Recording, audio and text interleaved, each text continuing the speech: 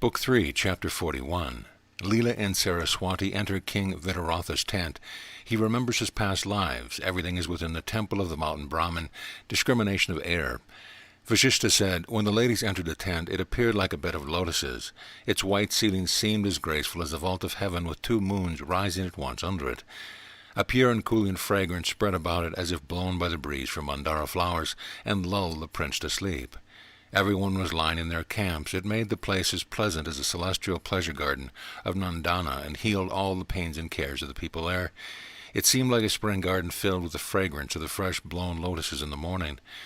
The cooling and moon-bright radiance of the ladies roused the king from his sleep, as if he had been sprinkled with the juice of ambrosia. He saw the forms of two Asparas sitting on two stools, appearing like two moons risen on two peaks of Mount Meru. The king saw them with wonder, and after composing his mind, he rose up from his bed like God Vishnu rises from his bed of the serpent. Then, advancing respectfully towards them, with long strings of flowers in his hands, he made offering of them to the ladies with handful of flowers flung at their feet. Leaving his pillowed sofa in the midst of the hall, he sat with folded legs on the ground. Lowly bending his head, he addressed them, saying, "Be victorious, O moon-bright goddesses, who by your radiance drive away all the miseries and evil, pains and pangs of life, and who by your sun-like beams dispel all my inward and outward darkness." Saying so, he poured handfuls of flowers on their feet, as trees on the bank of a lake drop down their flowers on the lotuses growing in it.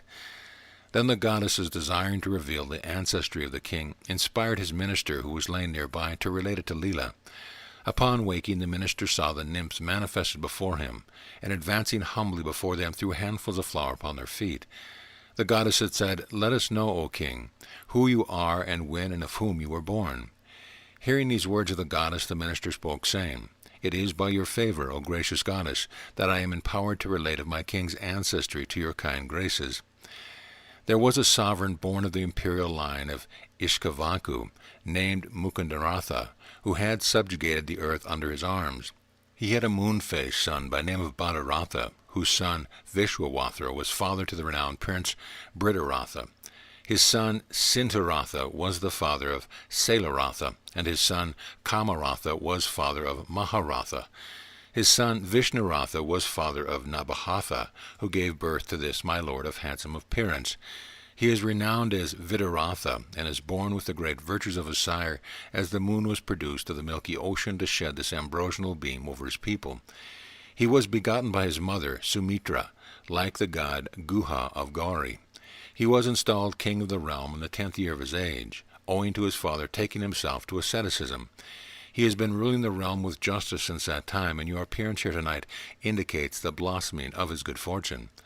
O goddess, whose presence is hard to be had even by the merit of long devotion and 100 austerities, you see here present before you the lord of the earth, famed Vidaratha. He is highly blessed today by your favor." After saying these words, the minister remained silent with the lord of the earth. They were sitting on the ground with folded legs, clasped hands, and downcast looks, when the goddesses of wisdom, by her inspiration, told the king to remember his former birth. So saying, she touched his head with her hand, and immediately the dark veil of illusion and oblivion was dispersed from over the lotus of his mind. It opened like a blossom by the touch of the genius of consciousness, and it became bright as the clear sky with the rays of his former memories. By his intelligence he remembered his former kingdom, of which he had been the sole lord, and recollected all his past play with Leela.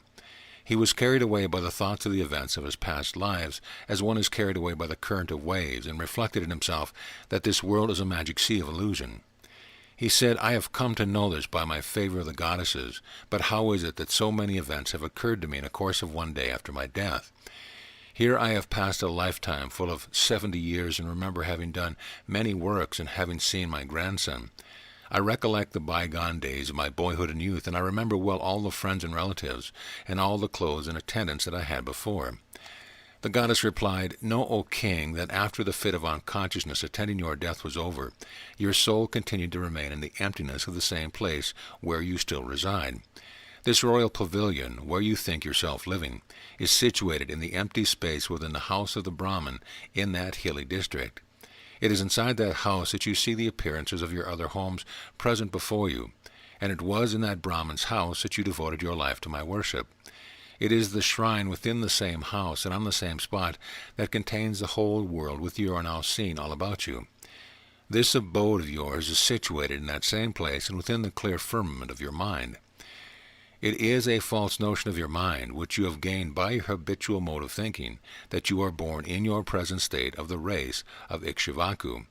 Mere imagination has made you suppose yourself to be named so-and-so, and that such persons were your ancestors, that you have been a boy of 10 years, that your father became an ascetic in the woods and left you governing the realm, that you have subjugated many countries under your dominion and are now reigning as the Lord paramount over them, and that you are ruling on earth with these ministers and officers of yours, observing sacrificial rites and justly ruling your subjects.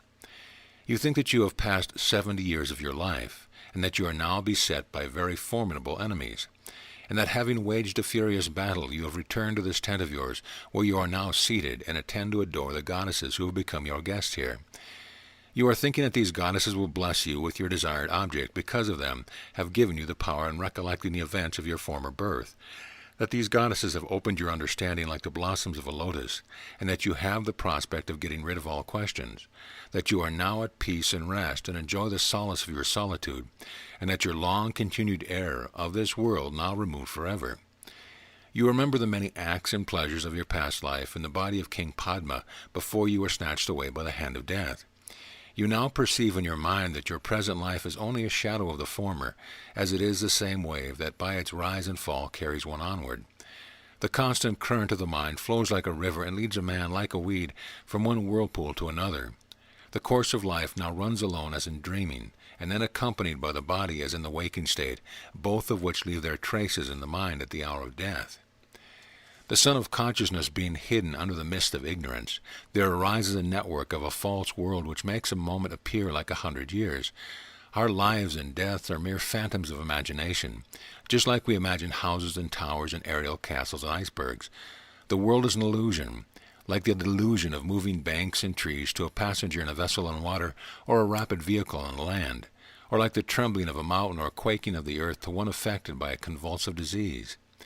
As one sees extraordinary things in his dream, such as the decapitation of his own head, so he views the illusions of the world that can hardly be true. In reality, you are neither born nor dead at any time or any place, but ever remain as pure consciousness in the tranquility of your own soul.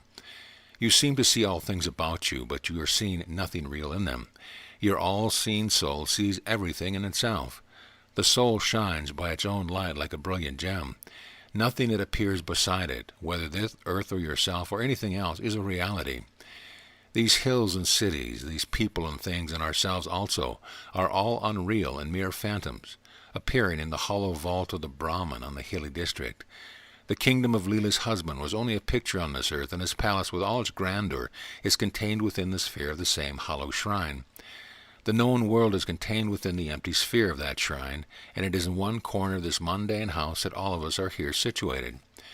The sphere of this vaulted shrine is as clear as emptiness itself, which has no earth or house in it. It is without any forest, hill, sea, or river, and yet all beings are found to rove about in this empty and homeless abode. Here there are no kings, no royal retinue, and nothing else that kings have on earth. Vidaratha asked, "If it is so, then tell me, goddess, how did it happen to have these dependents here?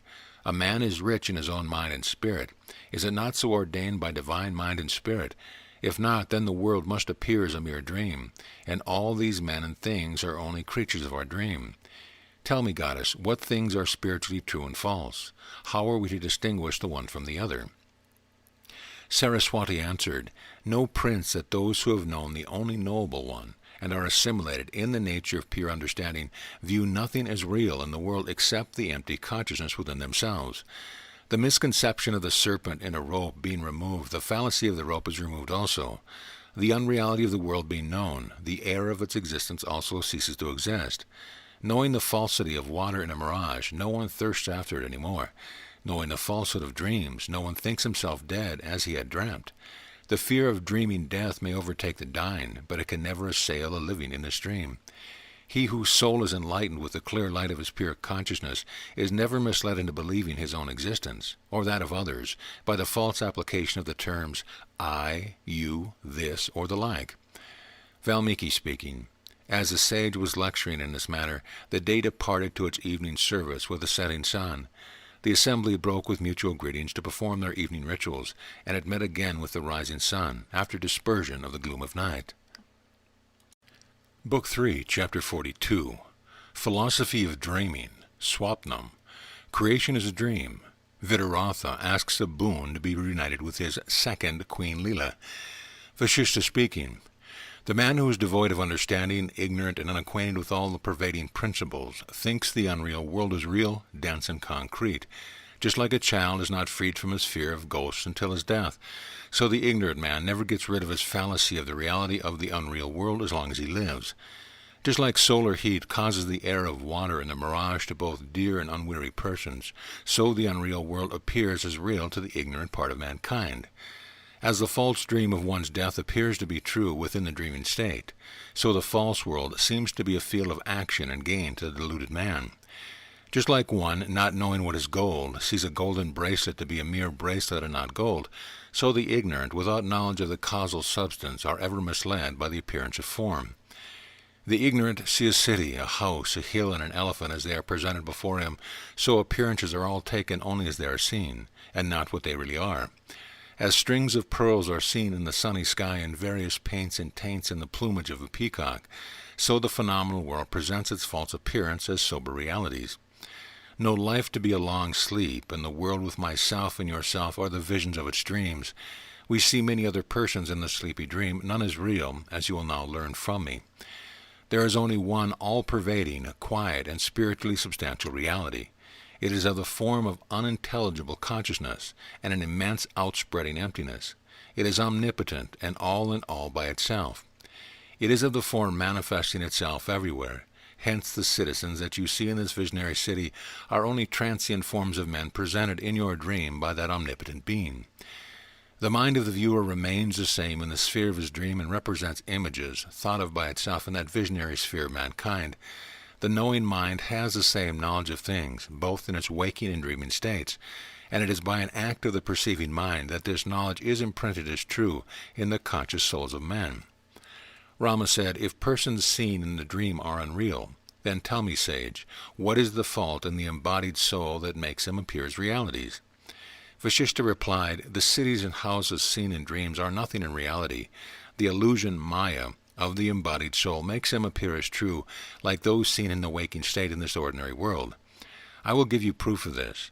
In the beginning of creation, and by the will of the Creator, the self-born Brahma himself had notions of all created things in the form of visionary appearances, like in a dream, and their subsequent development. Therefore, their Creator is as unreal as the notions and appearance in the dream.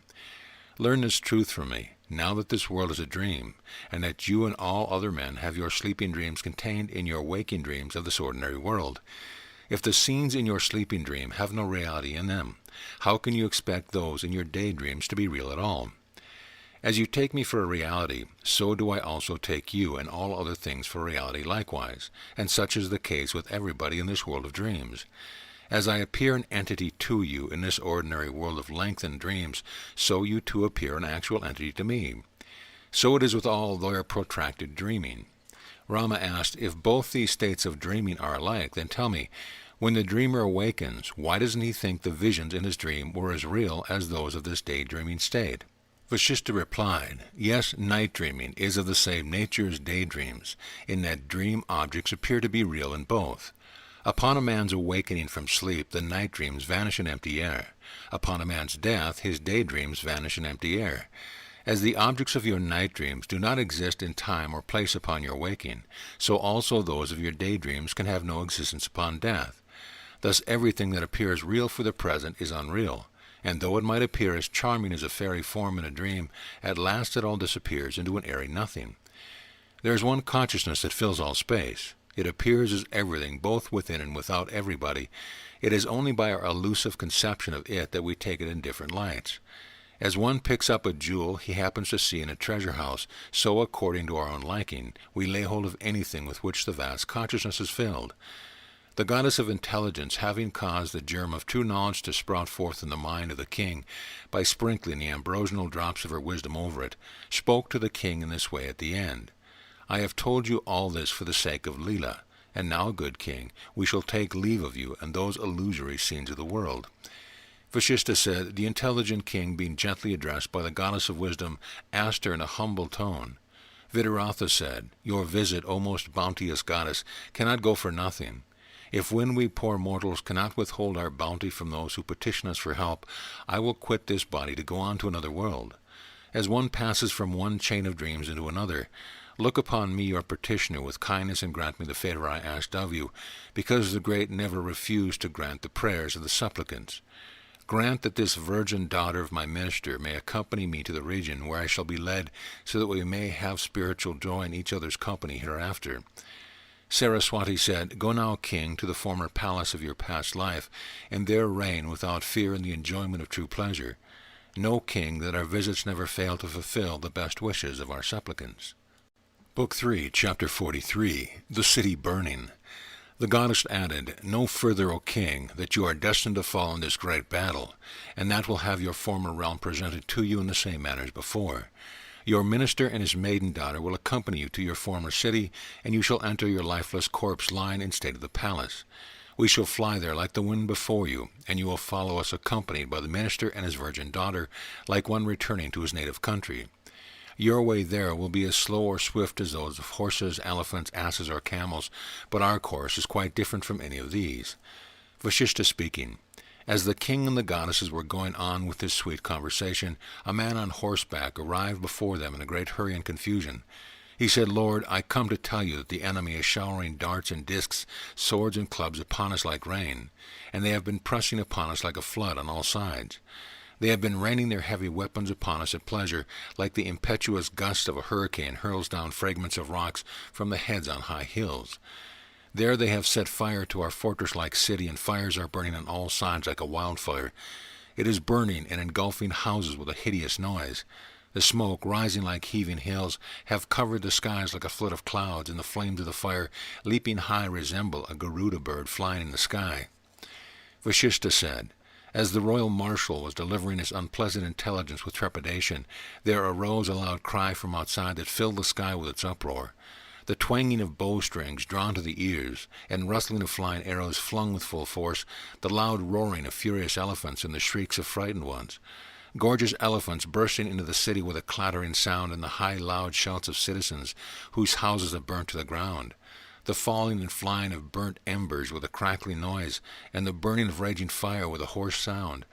All these were heard and seen by the goddesses and the king and his minister from the opening of the tent. The city was ablaze in the darkness of the night.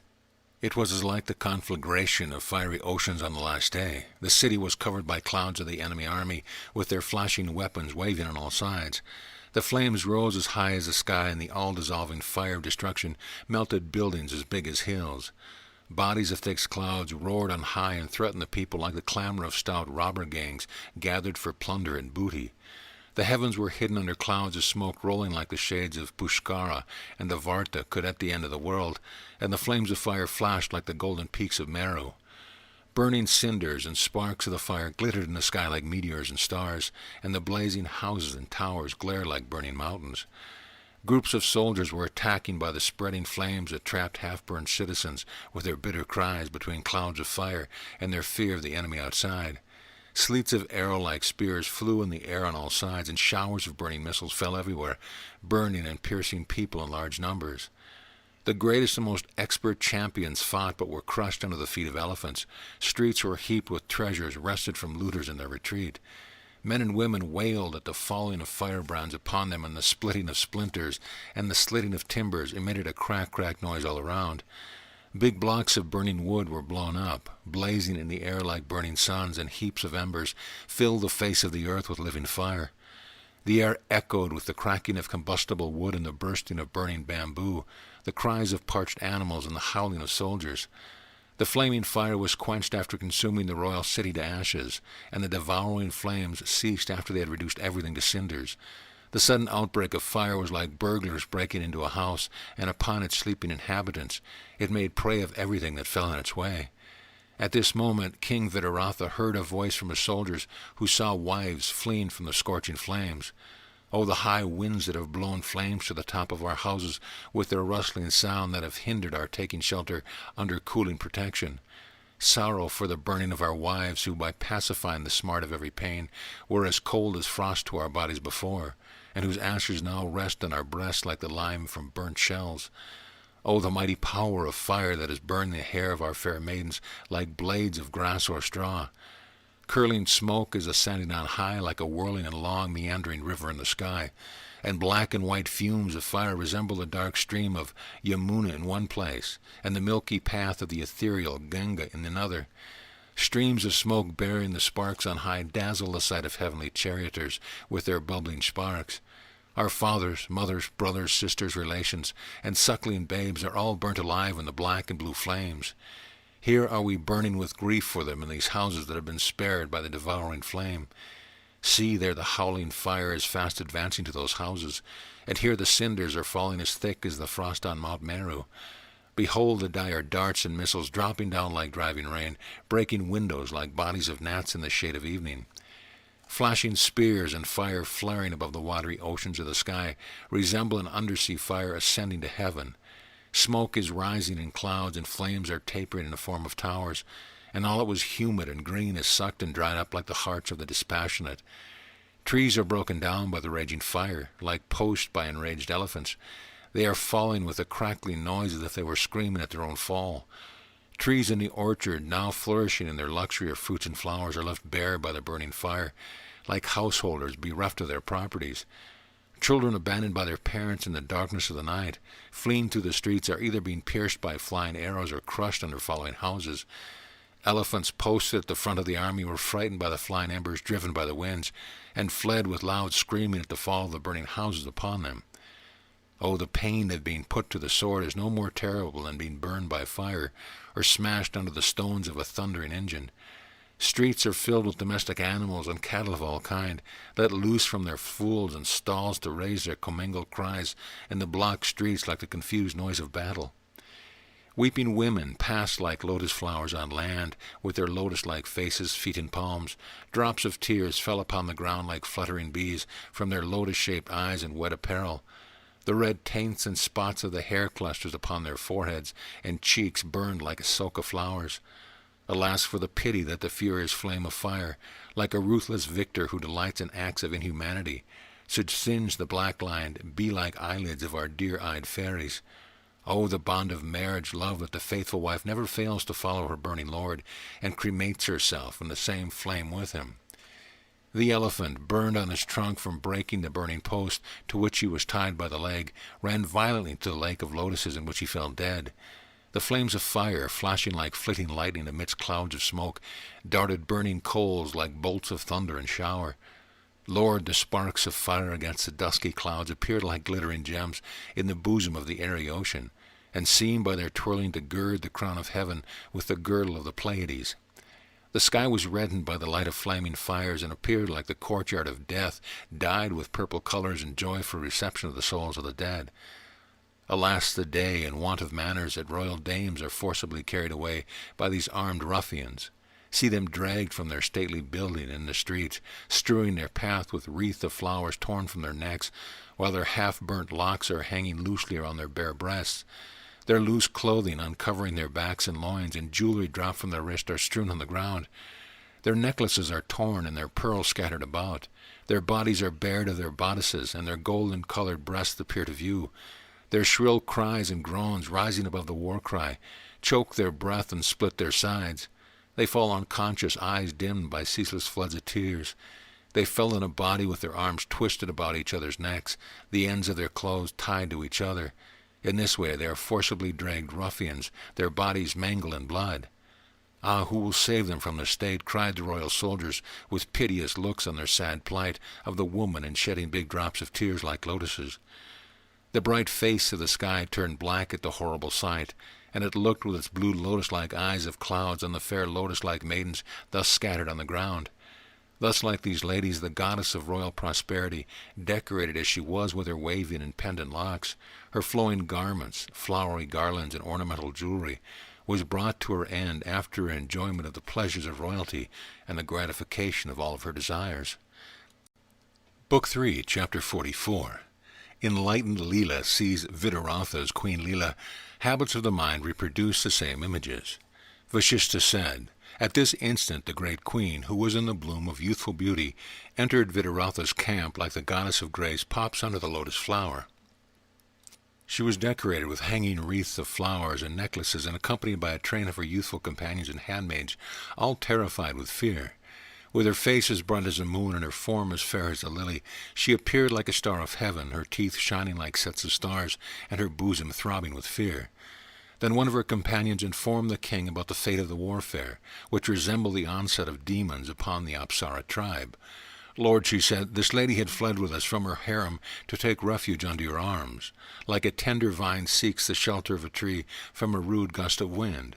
See the ravishers ravishing the wives of citizens with their uplifted arms, like the swelling waves of the sea in their rapid current carrying away the tree groves by the bank. The guards of the royal harem are all crushed to death by the haughty marauders, as the sturdy trees of the forest are broken down by the furious tornado.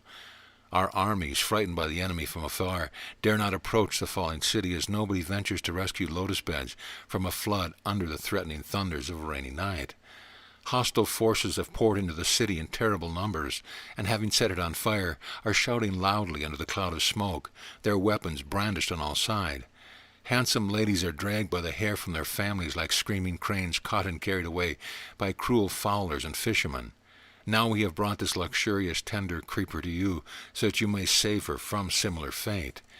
Hearing this, he looked at the goddess and said, 'Now I will go from here to war and leave this my lady as a humble bee at your lotus feet.' Saying so, the king rose in a rage from his seat, and sprang like an enraged lion when pierced and pressed by the tusk of a furious elephant. The widowed Leela saw the Queen Leela to be exactly of her form and features, and took her for a true reflection of herself in a mirror. Then the enlightened Leela said to Saraswati, 'Tell me, O goddess, how can this lady be exactly like myself?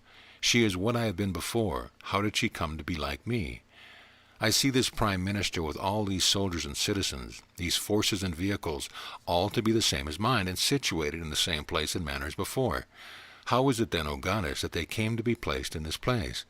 I see them as images placed within and outside the mirror of my mind, and know not whether these are living beings or my imagination.' Saraswati replied, 'All our external perception of things are the immediate effects of our internal conception of them. The intellect has the knowledge of all that can be perceived in it, just like the mind has the impression of mental objects in itself. The external world appears in an instant in the same form and manner to one who has its notion and impression in this intellect and mind, and no distance of time or place or any intermediate cause can create any difference in them. The inner world is seen on the outside, like the internal impressions of our minds appear to be seen outside us in our dreams. Whatever is within, the same appears without, as with our dreams and desires and in all our imagination and fancies of objects. It is the constant habit of your mind that presents these things as realities to your sight. You saw your husband in the same state in which you thought he was when he died in that city of yours.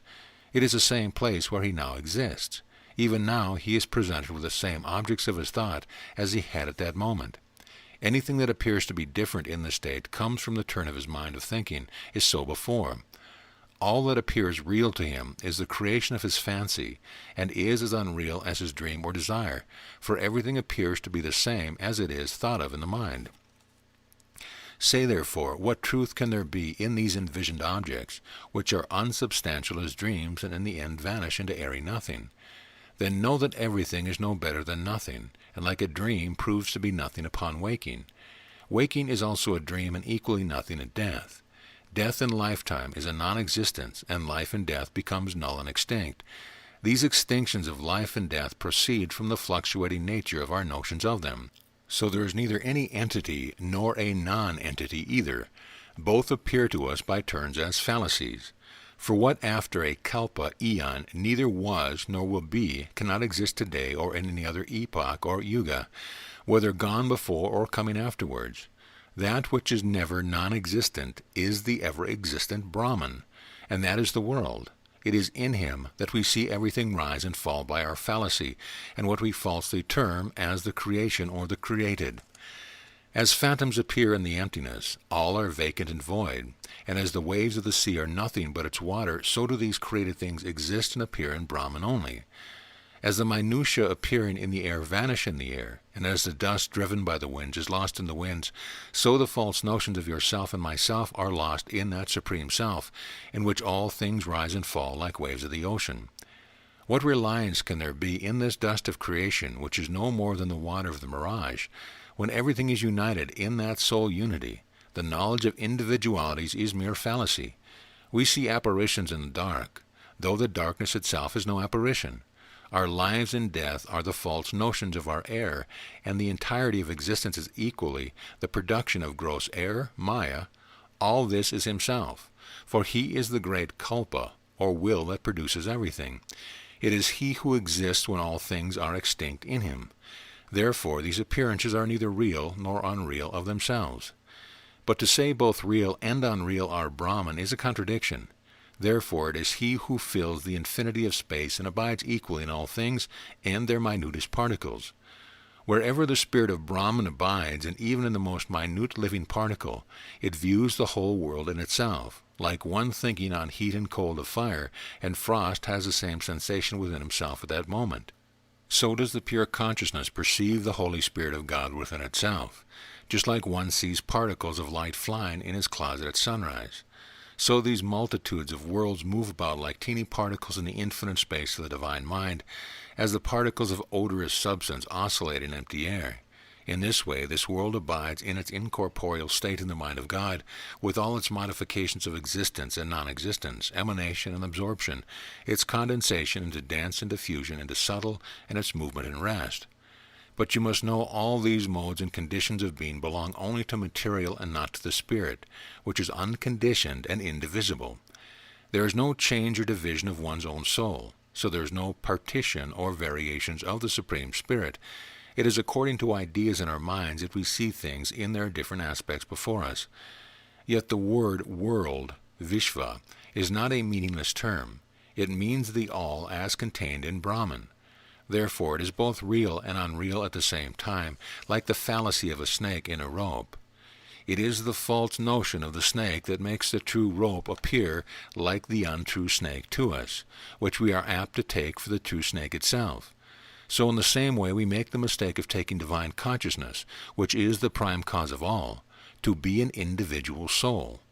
It is this notion of the individual soul that makes us think of ourselves as living beings, which, whether it be false or true, is like the appearance of the world in empty air. Thus these little animals delight themselves with their own misconceived idea of being living beings, while there are others who think themselves so by their preconceived notions as such. There are some who have no preconceived notions, and others who retain the same as, or somewhat different notion of themselves than before. Somewhere inborn notions predominate, and sometimes they are entirely lost. Our preconceived notions of ourselves represent unrealities as realities to our mind, and present the thoughts of our former family and birth and the same occupation and professions before us. Such are the representations of your former ministers and citizens, imprinted as realities in your soul, together with the exact time and place and manner of their functions as before. Because the consciousness of all things is present in the omniscient Spirit of God, so the idea of royalty is inherent in the soul of the king. This notion of this goes before him like a shadow in the air, with the same stature and features and the same act and movements as he had before. In this manner, Leela, know this world is only a shadowy reflection of the eternal ideas of God, and that this reflection is caught by or refracted in the consciousness of all animal souls like in a prismatic mirror. Everything shows itself in every place in the form in which it is. So whatever is in the individual soul casts out a reflection of itself, and a shadow of it is caught by the intellect that is situated outside of it. Here is the sky containing the world in which you and I and this prince are situated, like reflections of the one ego only. Know all these are contained within the empty womb of consciousness, and remain as tranquil and transparent as emptiness itself. Book 3, Chapter 45. The second Leela gets a boon the first didn't. How we seek is how we obtain. Saraswati continued, Know, Leela, that this Vidaratha, your husband, will lose his life in this battlefield, and his soul will return to the tomb in the inner apartment where it will resume its former state. Vasistha, Upon hearing these words of the goddess, the second Leela, who was standing by, bent herself lowly before the goddess and addressed her with her folded palms. The second Leela said, "Goddess, the genius of intelligence is ever adored by me, and she gives me her visits in my nightly dreams.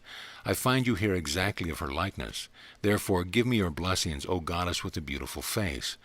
Vasistha said, "The goddess, being addressed by the lady in this way, remembered her faith and reliance in her, then politely spoke to the lady standing as a supplicant before her. The goddess said, "I am pleased, my child, with your unfailing and undiminished adoration of me all your lifetime. Now say what you want of me." The second Leela said, "Ordain, O goddess, that with this body of mine I may accompany my husband to wherever place he is destined to go after his death in the war." The goddess replied, "Be it so, my child, who has worshipped me with flowers, incense, and offering, with all diligence and without fail." Vasistha said, "The second Leela was cheered by his blessing of the goddess. The first Leela was much puzzled in her mind at the difference between their states. The first Leela said, "Those who desire truth, and they who desire lean towards godliness, have all their wishes fulfilled without delay and fail. Then tell me, goddess, why could I not keep company with my Brahmin husband with my body of the Brahmini, but had not to be taken to him in the mountain home after my death?" The goddess answered, saying, "Know, O excellent lady, that I have no power to do anything. Everything happens according to the desire of the living being. Know me only as the presiding divinity of wisdom, and I reveal everything according to my knowledge of it. It is by virtue of the intellectual powers exhibited in every being that attains its particular end. A living being has a certain development of mental powers and state when he desires an object. He attains that object according to the same development of mental powers and state. You would attain the powers of your understanding by your devotion to my service. You have always desired from me that you be liberated from flesh. Accordingly, I have awakened your understanding in that way, whereby you have been able to arrive at your present state of purity. It was because of your constant desire for liberation that you have gained the same state by enlargement of the powers of your consciousness. Whoever exerts his bodily powers according to the dictates of his understanding is sure to succeed in gaining his object sooner or later. Without cultivation of the intellect, performance of austerities, and adoration of gods are as vain as to expect fruit to fall from the sky. Without cultivation of the intellect and exertion of manly powers, there is no way to success. Therefore, if you do, you may choose for yourself. Truly the state of one's mind leads his internal soul to the state upon which it thinks, and to that prosperity which it attempts to obtain. Now distinguish between what is desirable or disagreeable for you, and choose that which is holy and perfect, and you will certainly arrive at it. Book 3, Chapter 46, Vidaratha Counterattacks. Rama said, "Tell me what Vidaratha did after he got angry and left the ladies and goddesses, having said what he did, and went out from the camp." Vasistha said, "Vidaratha, accompanied by a large group of his companions, left his camp like the bright moon beset by a host of stars. He was in armor and girt by laces and girdles. Dressed in his military clothing, he went forth amidst the loud war cry of sorrow to the vanquished. Like god Indra going to battle, he gave orders to the soldiers and was informed of the battle array. Having given directions to his captains, he mounted his chariot. It was adorned with equipment resembling the pinnacles of mountains, and beset by 5 flags fringed with strings of pearls and gems resembling a celestial car. The iron hoops of its wheels flashed with their golden pegs, and the long and beautiful shaft of the car rang with the tinkling of pearls which were suspended to it. It was drawn by the long-necked, swift and slender horses of the best breed and auspicious marks. Their swiftness in bearing made them seem like they were flying in the air, pulling a heavenly car with some god in it. Impatient of the wind's swiftness, they spurred them with their back heels, and left them behind, and sped the forepart of their bodies, as if to devour the air, impeding their course. The car was drawn by 8 war horses with their manes hanging down their necks like fans, and white spots or circlets resembling the discs of the moon on their foreheads, and filling the 8 sides around with their hoarse neighing. At this time there rose a loud noise of the elephants, resounding like drums from the hollows of a distant hill. Angry soldiers raised a loud clamor, and the tinkling of their belted trinkets and clashing of their weapons rang afar in the open air. The crackling of bows and the wheezing of arrows, joined with the jangle of armor clashing against one another, raised a confused hubbub all around. Seen and heard on all sides were the sparks of blazing fires, champions challenging each other, painful shrieks of the wounded, and the piteous cry of captives. The mingled sounds thickened in the air and filled its cavity and sides like with solid stones, as if one could clutch the noise in his hand. Clouds of dust flew so fast and thick into the air that they seemed to be the earth crust rising upward to block the path of the sun in the sky. The great city was hidden in the dark womb of the spreading dust, just like an ignorant state of man is covered in darkness by the rising passion of youth.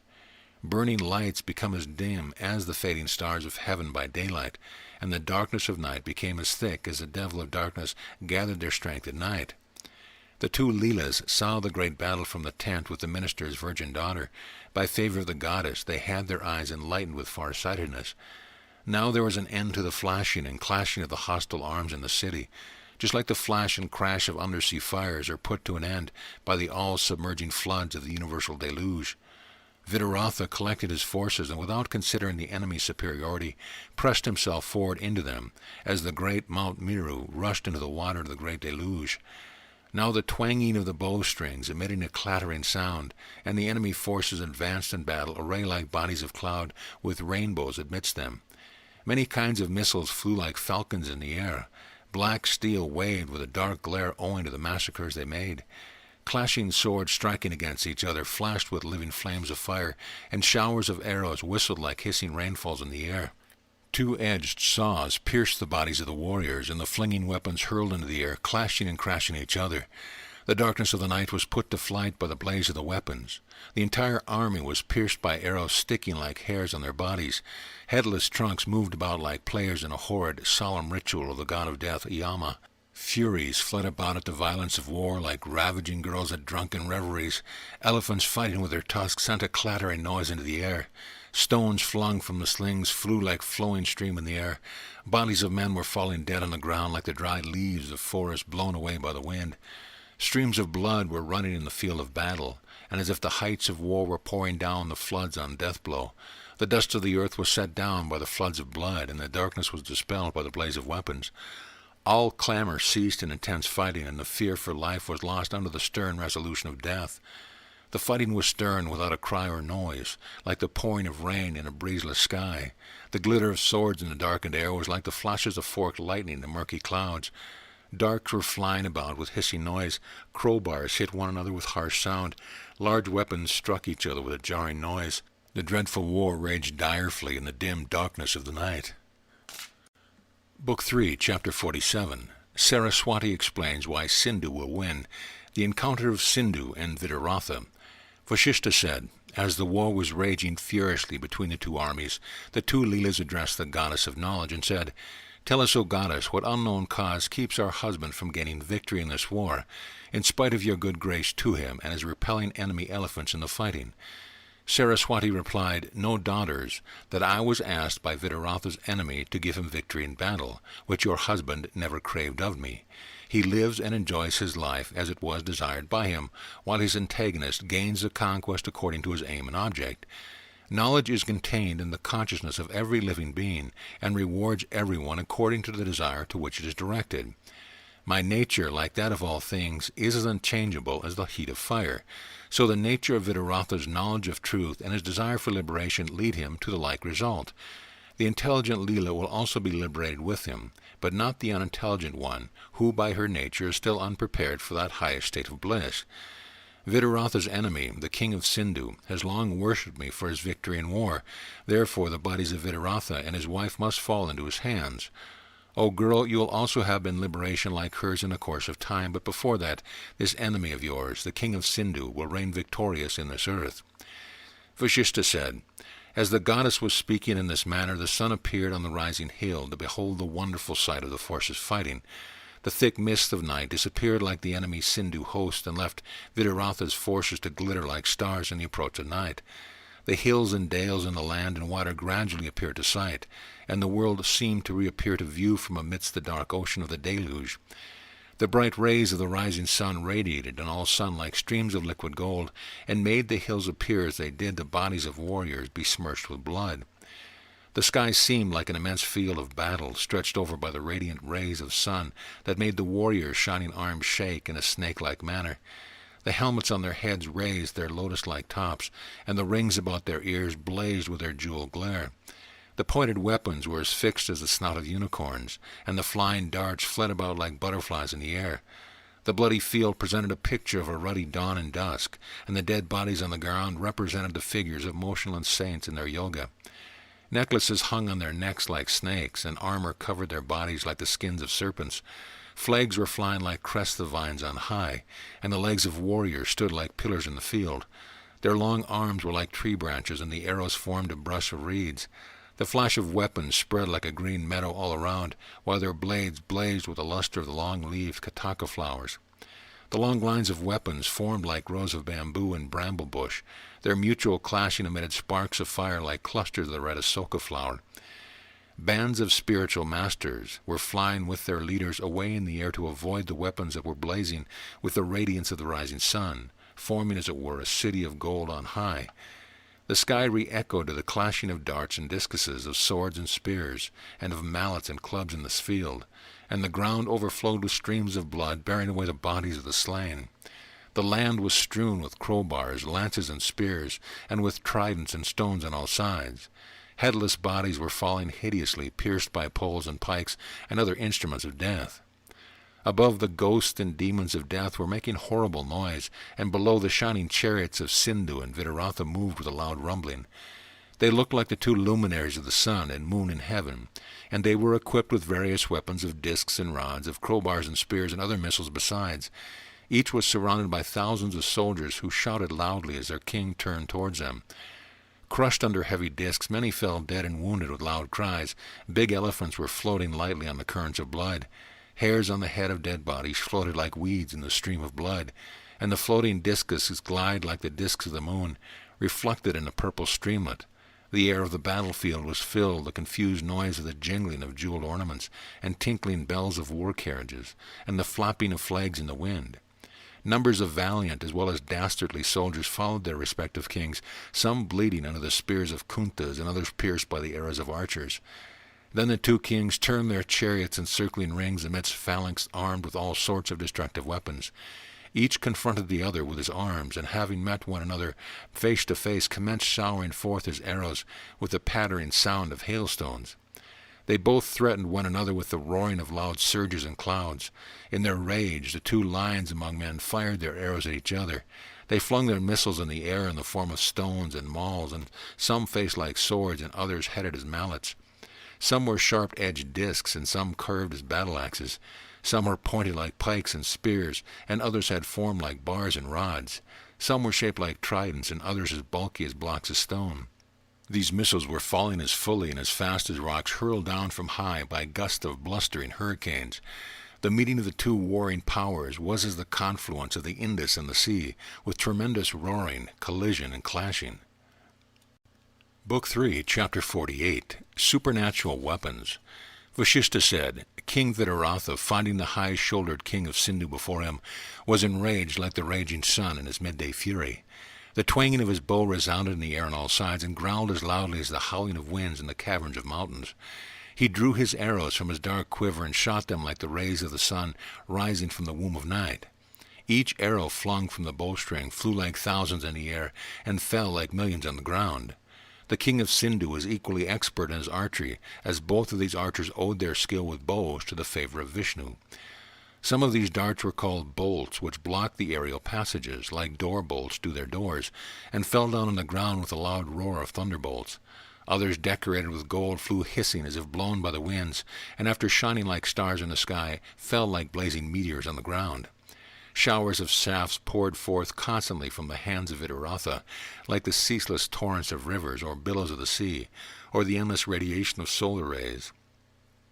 Shells and bullets were flying about like sparks of fire struck on the balls of red-hot iron, and falling like flowers of force blown away by gusts of wind. They fell like showers of rainwater, and like the rush of waterfalls, and as plentifully as the sparks of fire that flew from Vitaratha's burning city. The jarring sound of their bowstrings hushed the clamor of the two armies, like a calm quiets the roaring of a raging sea. The course of arrows was as the stream of the Ganges, the milky path in heaven, running towards the king of Sindhu, as the river runs to meet the sea. The shower of arrows flying from the golden bow of the king was like a flood of rain falling under the variegated rainbow in the sky. Then from the window the Leela, who was a native of that city, saw the darts of her husband rushing like the currents of the Ganges against the Sindhu forces resembling a sea. She understood the flight of those darts to promise victory to her lord, and then spoke gladly to Saraswati with her lotus-like mouth. Be victorious, O goddess, and behold victory waiting on the side of my lord, whose darts are piercing the rocks and breaking them to pieces. As she was uttering these words full of affection, the goddess eyed her sideways and smiled at her womanish tenderness at heart. The flaming fire of Sindhu swallowed the raging sea of Vidaratha's arrows, like an undersea fire consumes water, and like Janu drank the stream of Ganges. The Sindhu missile weapons thwarted the thickening arrows of his adversary, and drove them back broken and flying as dust in the empty air. As an extinguished lamp loses its light in the air, so the flashes of the firearms disappeared in the sky, and nobody knew where they fled. Having thus dispelled the shower of arrows, the Sindhu king sent a thick cloud of his weapons, appearing as hundreds of dead bodies flying in the air. Vidaratha repelled them quickly by means of his better bolts, as a hurricane disperses the frightening clouds in the air. Both kings, baffled in their aims by opposing arms, let indiscriminately loose against each other, laid hold of more powerful missiles. Sindhu let fly his magic missile that was a gift from Gandharva. It kept the army of his enemy at spellbound except Vidaratha himself. Struck with this weapon, the soldiers became as mute, as moonstruck, starring in their looks, and appearing as dead bodies or as pictures in a painting. As the soldiers of Vidaratha remained spellbound within their files, King Vidaratha employed his instrument of a counter-charm to remove the spell. This awakened the sense of his men like morning twilight reveals a bed of lotuses, and the rising sun opens their closed petals to light. The Sindhu king fired his rage at them like the raging. He flung his serpentine weapons upon them, which bound like a band around all their bodies, encircling the ground and air like snakes wrapped around crags and rocks. The ground was filled with snakes like a lake with a spreading stalk of lotuses, and the bodies of gigantic warriors were bound by them like hills by huge and horrible hydras. Everything was overpowered by the sharp power of the poison, and the inhabitants of the hills and forests were benumbed by the venomous infection. The smart poison spread a fiery heat all around, and the frozen snow like firebrands sent forth their burning particles, which were blown by the hot winds in the air. The fully armored Vidaratha, equally skilled in arms, and had recourse to his Garuda, divine eagle, anti-serpent weapons. They fired like mountain eagles to all sides. Their golden wings spread in the sky on all sides, and embroidered the air with purple gold. The flapping of their wings wheezed like a breeze that blew the poisonous vapor far into the air. It made the snakes breathe out of their nostrils with a hissing, resembling the gurgling of water in a whirlpool in the sea. The flying Garuda weapon devoured the land-creeping serpents with a whistling noise, like that of the water being sucked up by Agastya. The face of the ground, delivered from its covering of these reptiles, again appeared to view like the surface of the earth, reappears to light after its deliverance from the water of the deluge. Afterwards the army of Garudas disappeared from sight, like a line of lamps put out by the wind, and like an assembly of clouds vanishes in autumn. They fled like flying mountains fearing the bolts of thundering Indra, and vanished like the impermanent world seen in a dream, or as like a castle in the sky built by fancy. Then King Sindhu shot his shots of dark smoke that darkened the scene, like the dark cave under the ground. It hid the face of the earth and sky like floodwaters reaching to the sky's face. It made the army appear like a shoal of fishes, and the stars like gems shining in the deep. The spreading darkness appeared like a sea of ink or dark mud, or like the particles of Anjana Hill blown by the breeze over the face of nature. All beings seemed to be immersed in a sea of darkness, and to lose their energies in the deep gloom of midnight. Vidaratha, the best of the most skillful in ballistics, fired his sun-bright shot, which like the sun illumined the vault of the sky. It rose high amidst the spreading darkness like the sun, with his effluent beams, and dispelled the shades of darkness, as autumn does the rainy clouds. The sky, being cleared of its veil of darkness, manifested itself with its reddish clouds, and resembled the ruddy bodices of maidens before the king. Now the landscape appeared in full view, like the understanding of men coming in full play after the extinction of their greed. The enraged Sindhu then laid hold of his dreadful demon Rakshasa weapon, which he instantly flung on his enemy with its bedeviled darts.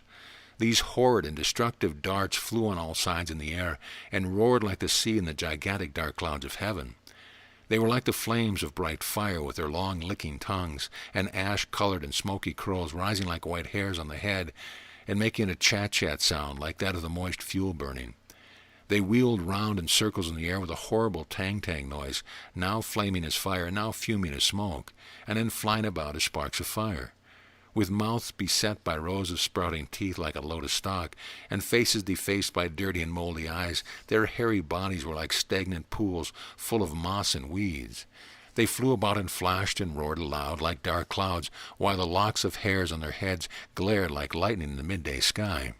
At this instant, Vitaratha, Leela's husband, sent forth his Narayana weapon that had the power to suppress wicked spirits and demons. The appearance of this magic weapon made the bodies of the Rakshasa demons disappear like darkness at sunrise. This entire army of fiends was lost in the air like the dark clouds of the rainy season, vanish into nothing at the approach of autumn. Then Sindhu discharged his firearms, which set fire to the sky, and began to burn down everything like the all-destroying conflagration of the last day. They filled all the sides of air with clouds of smoke that seemed to hide the face of heaven under the darkness of hell. They set fire to the woods and the hills, which burned like mountains of gold, while the trees appeared to bloom with yellow-plumaged fires all around. All the sides of the sky above and the hills, woods, and groves below were enveloped in the flames, as if they were covered under the red powder of holy with which Yama, the god of the underworld, was playing over the plain. The heaven-spreading flame burnt legions into a heap of ashes like an undersea fire consumes entire ships and fleets in the sea. As Sindhu continued to dart his firearms against his defeated adversary, Vitaratha let off his watery arms with reverential regard. Filled with water, these flew forward like the shades of darkness from their hidden cells. They spread up and down on all sides like a melted mountain gushing in 100 cataracts. They stretched like mountainous clouds or like a sea in the air, and fell in showers of watery arrows and stones on the ground. They flew up like large tamara trees, and gathered in groups like the shades of night, appeared as a thick gloom beyond the polar mountains. They gave the sky the appearance of subterraneous caves, emitting a gurgling sound like the loud roaring of elephants. These waters soon drank the spreading furious fires, like the shades of the dark night swallow the surrounding retint of the evening. Having swallowed the fires above, the waters flooded the ground and filled it with the humidity which served to weaken all bodies, as the power of sleep numbs everybody in death-like torpidity. In this manner both the kings were throwing their enchanted weapons against each other, and found them equally quelling and repelling one another. The heavy-armed soldiers of Sindhu and the captains of his regiments were swept away by the flood together with the war cars that floated upon it. At this moment Sindhu thought upon his thermal weapons, which possessed the miraculous power of preserving his people from the water. He hurled them in the air. These absorbed the waters like the sun sucks up the moisture of the night, and dried up the land and revived the soldiers, except those who were already dead and gone. Their heat chased the coldness like the rage of the illiterate against the learned, and made the moist ground as dry as when sultry winds strew the forest lands with dried leaves. It decorated the face of the ground with golden color, like when the royal dames adorn themselves with yellow paint. It put the soldiers on the opposite side in a state of feverish fainting, like when the tender leaves of a tree are scorched by the warmth of a wildfire in summer heat. Vitaratha, in his warlike rage, took up his bow, bent it to a curve, and let fly his cloudy arms on his enemy. They sent forth columns of clouds as thick as the dark shades of night, which, flying upward like a forest of dark tamara trees, spread a shelter heavy with water on high. They lowered under the weight of the water, stood still by their massive thickness, and roared aloud in their circles all over the sky. Then blew the winds, dropping the dewdrops from the icy store they bore on their wings. Showers of rain fell quickly from the clouds collected on high. Then fiery lightning flashed from the clouds like golden serpents, or rather like side glances from the eyes of heavenly Apsara nymphs. The roaring of the clouds rebounded in the mountainous caverns of the sky, and the quarters of heavens echoed with a sound like the hoarse noise of elephants, the roaring of lions, and the growling of tigers and bears. Showers of rain fell in floods with drops as big as mallets, and with flashes of lightning that threatened like stern glances from the god of death. Huge mist rose up in the form of vapors on the earth and were carried aloft into the sky by the heated air. They seemed like demons rising from the infernal regions. The mirage of the warfare ceased after a while, like worldly desires subside to rest upon tasting the sweet joys attending on divine knowledge. The ground became full of mud and mire and was impassable everywhere. The forces of Sindhu were flooded by the watery deluge, like the Sindhu river Indus with the sea. He then hurled his airy weapon that filled the vault of heaven with winds, and raged in all fury like the Bavara spirits of the last day of resurrection.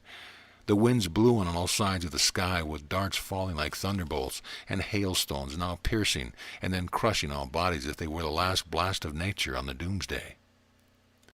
Book 3, Chapter 49. More supernatural weapons. Vasistha speaking. Then blew the icy winds of winter, blasting the beauty of the forest tree foliage, shaking and breaking the beautiful trees, and covering them with gusts of dust. Then rose a gale, whirling the trees like birds flying in the air, dashing and smashing soldiers on the ground, and hurling and breaking buildings to dust. This dreadful squall blew away Vitaratha and his forest like a rapid current carries away broken and rotten fragments of wood. Then Vitaratha, skilled in ballistics, hurled his huge and heavy arrows that stretched themselves to the sky and withstood the force of wind and rain. Opposed by these rock-like barriers, the aerial weapons were at a standstill, just like animal spirits are checked by the firm detachment of the soul. Trees that had been blown up by the wind and were floating in the breezy air now came down and fell upon dead bodies like flocks of crows upon putrid carcasses. The shouting from the city, the distant hum of the village, the howling of forests, and the rustling of the trees ceased on all sides like the vain words of men. Sindhu saw burning rocks falling from above like leaves of trees and flying about like the winged manakas, mind born from Apsaras, or moving rocks of the sea or Sindhu. He then hurled his thundering weapons, falling like flaming thunderbolts from heaven, which burnt the rocks away like flaming fire destroys darkness. These falling bolts broke the stones with their pointed ends and hewed down hilltops like a hurricane scattering fruit from trees on the ground. Vitaratha then darted his Brahma weapon to quell the thunderbolts, which, jostling against one another, disappeared in their mutual conflict. Sindhu then cast his demonic weapons as black as darkness, which fled his lines as horrid Pashaka demons on all sides. They filled the sky with the darkness of their bodies and made the daylight turn to the shade of night, as if it were for fear of them. They were as strong in their figures as huge columns of smoke, and as dark in their complexion as the blackest pitch, and tangible to the hand. They were like lean skeletons with erect hair on their heads and bearded faces, with looks as pale as those of beggars and bodies as black as those of the aerial and nocturnal fiends. They were terrific and like idiots in their looks, and moved about with bones and skulls in their hands. They were as meager as churls, but more cruel than either the sword or thunderbolt. The Pashaka demon ghosts lurk about woods, bogs, and highways, and pry into empty and open-door houses. They hunt about like ghosts in the dark form, and fly away as fast as a fleeting lightning. With fury they ran and attacked the remaining enemy forces that stood weaponless in the field with their broken and sorrowful hearts. Frightened to death, they stood motionless, and dropped their arms and armor, and stood petrified, as if they were demon-struck, with staring eyes, open mouth, and unmoving hands and feet. They let fall both their lower and upper garments, loosened their bowels, and slackened their bodies through fear, and kept shaking like trees by the wind. The line of the Pashakas then advanced to frighten Vitaratha out of his wits, but he had the good sense to understand them as mere magic mumbo-jumbo. He knew the counter-charm to force the Pashakas from the field, and employed his charmed weapons against the enemy Pashaka army. He fired his Rupika weapon with anger, which gave comfort to his own army, and deluded the enemy Pashaka force. These Rupikas flew in the air with erect hairs on their heads, their terrific eyes sunk in their sockets. Their waists and breasts moved like trees with bunch of fruits. They had passed their youth and become old. Their bodies were bulky and worn out with age. They had deformed back and hips and protuberant navels and naves. They had dark, dusty bodies and held human skulls in their hands, all besmirched with blood. They had bits of half-devoured flesh in their mouth and pouring out fresh blood from their sides. They had a variety of gestures, motions, and contortions of their body which were as hard as stones, with wry faces, crooked back, and twisted legs and limbs. Some had their faces like dogs, crows, and owls, with broad mouth and flat cheekbones and bellies, and held human skulls and entrails in their hands. They laid hold of the Pashakas like men catch little children, and joined with them in one body as their consorts. They joined together in dancing and singing with outstretched arms and mouth and eyes, now joining hand in hand, and now pursuing one another in their merry sport. They stretched their long tongues from their horrid mouth, and licked away the blood exuding from the wounds of the dead body. They plunged in the pool of blood with as much delight as if they had dived into a pond of ghee. They scrabbled into a bloody puddle with outstretched arms and feet and uplifted ears and nose. They rolled and jostled with one another in the puddle of carrion and blood, and made it swell like the milky ocean when churned by Mandara mountain. As Vidurātha employed his magic weapon against the magic of Sindhu, so he had recourse to others from a sense of his inferiority. He fired his Vatala weapon, which made dead bodies, whether with or without their heads, raise up in the body in their ghastly shapes. The joint forces of the Vatalas, Pashakas, and Rupakas presented a dreadful appearance like that of the Kavandas, and they seemed as if ready to destroy the earth. The other monarch was not slow to show his magic skill by hurling his demon Rashaka weapons, which threatened to grasp and devour the three worlds. Their gigantic bodies rose as high as mountains, and with their ghostly forms they seemed like hellish fiends appearing from their infernal regions. The ferocious body of the roaring Rakshasas terrified both gods and demigods with their loud martial music and war dance of their headless trunks. The giddy Vatalas, Yakshas, and Kushmandas devoured the fat and flesh of dead bodies as their toast, and drank the gory blood as their lurid wine in the course of their war dance. The hopping and jumping of the Kushmandas in their war dance and streams of blood scattered its crimson particles in the air, which assembled in the form of a bridge of red evening clouds over the sparkling sea. Book 3, Chapter 50. The Death of Vidurātha. Vasistha said, as the tide of war was rolling violently with a general massacre on both sides, the belligerent monarchs thought of a means of saving their own forces from the impending ruin. The magnanimous king of Sindhu, who was armed with patience, called to his mind the Vaishnava weapon, which was the greatest of arms and as powerful as Shiva himself. He hurled the Vaishnava weapon using his best judgment mantra.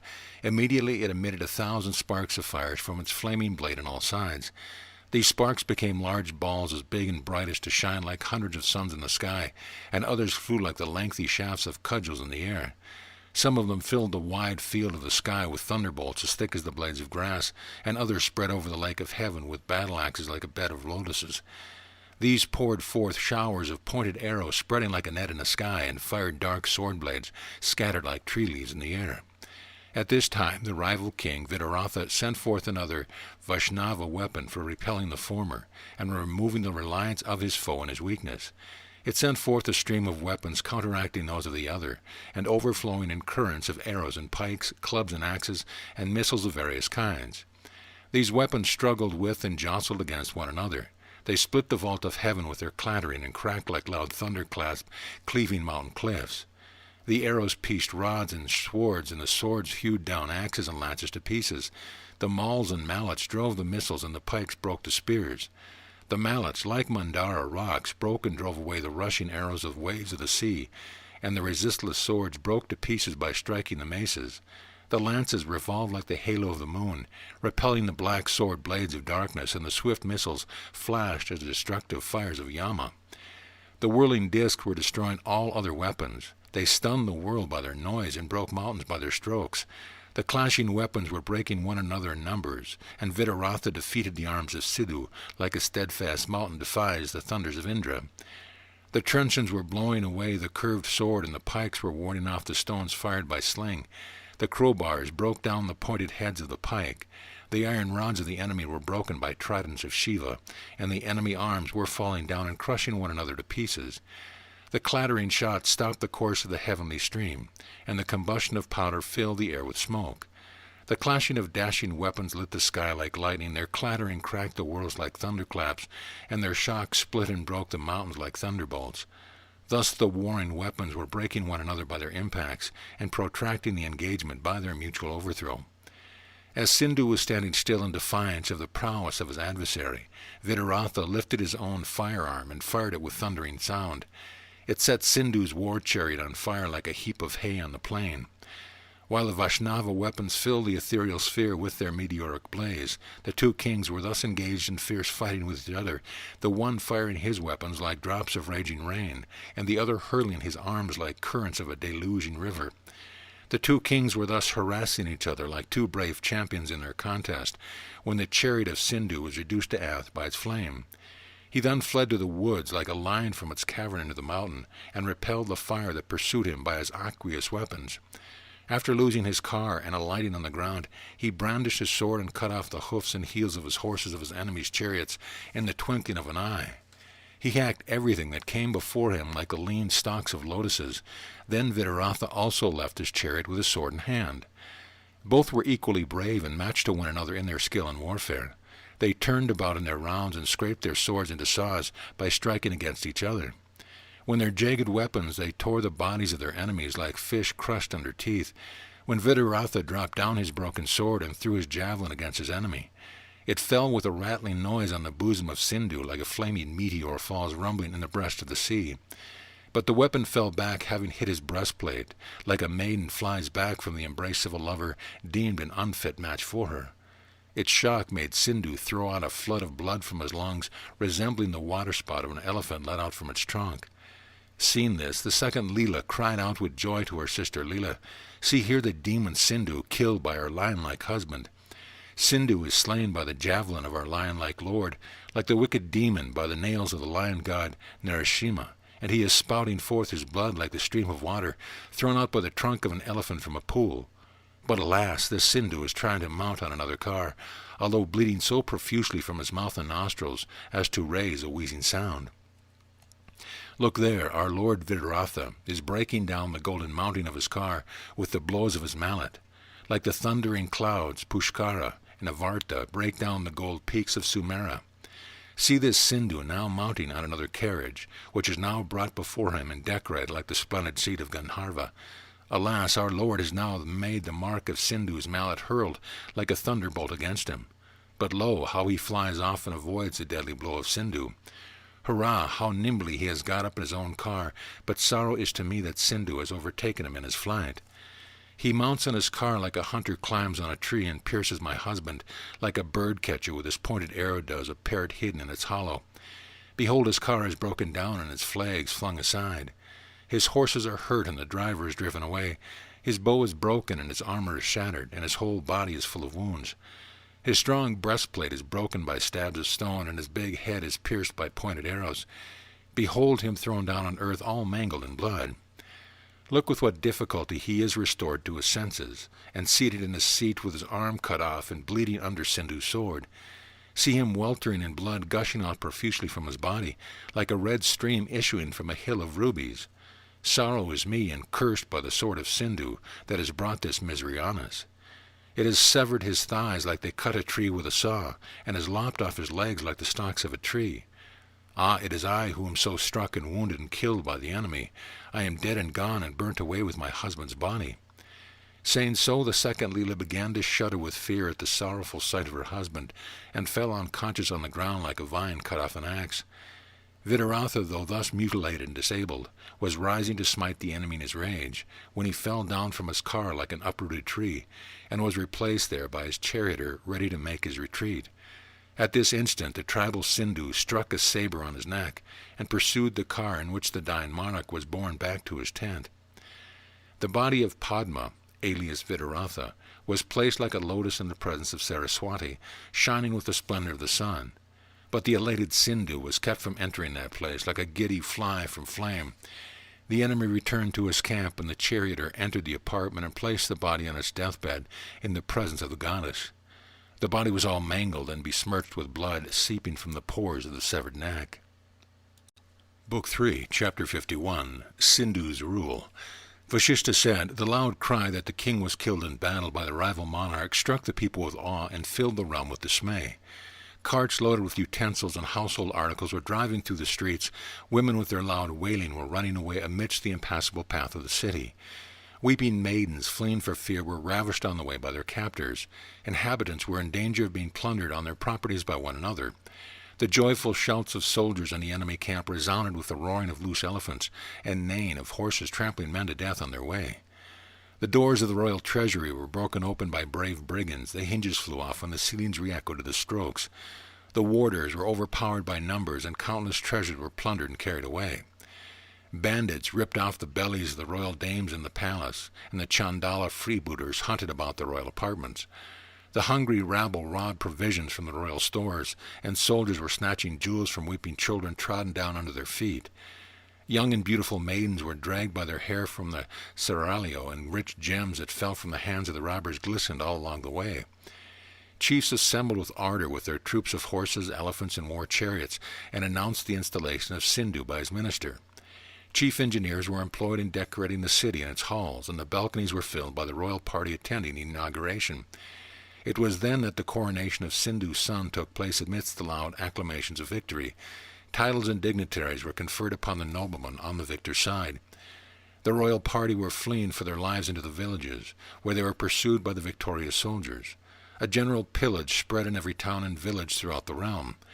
Gangs of robbers thronged about and blocked the passage for pillage and plunder. A thick mist darkened the light of the day for want of the magnanimous Vitaratha. The loud lamentations of the friends of the dead and the bitter cries of the dying, mixed with the clamor raised by the driving cars, elephants, and horses, thickened in the air like a solid body of sound. Loud trumpets proclaimed the victory of Sindhu in every city and announced his sole sovereignty over all the earth. The high-shouldered Sindhu entered the capital like a second Manu for repopulating it after the all-devastating flood of war was over. Then the tribute of the country poured into the city of Sindhu from all sides. These loaded on horses and elephants resembled the rich cargoes borne by ships in the sea. The new king issued forthwith his circulars and royal edicts to all sides, struck coins in his own name, and placed his ministers as commissioners in all provinces. His iron rod was felt in all districts and cities like the inflexible rod of Yama, and it awed the living with fear of instant death.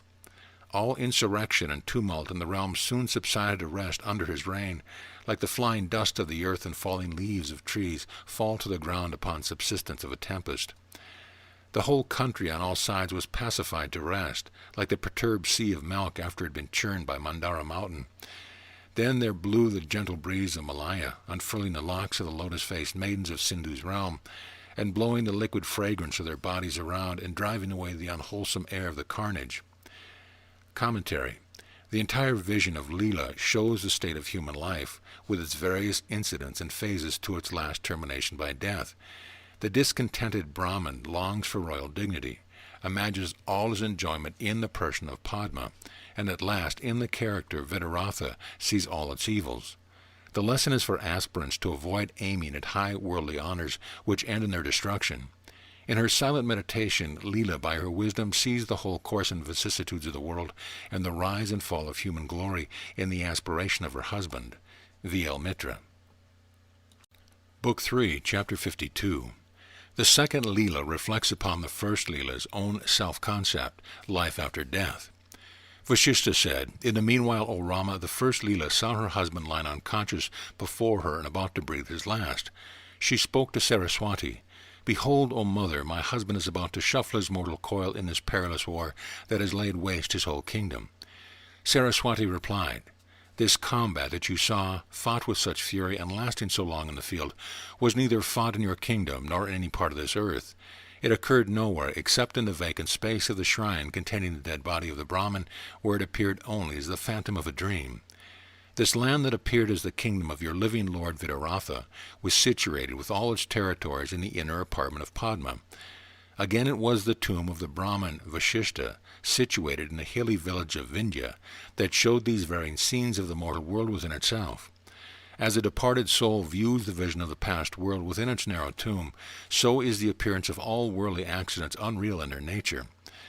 These objects that we see here as realities, including these bodies of mine and yours and this of Leela, together with this earth and these waters, are just the same as phantoms rising in the tomb of the deceased Brahman of the hilly region.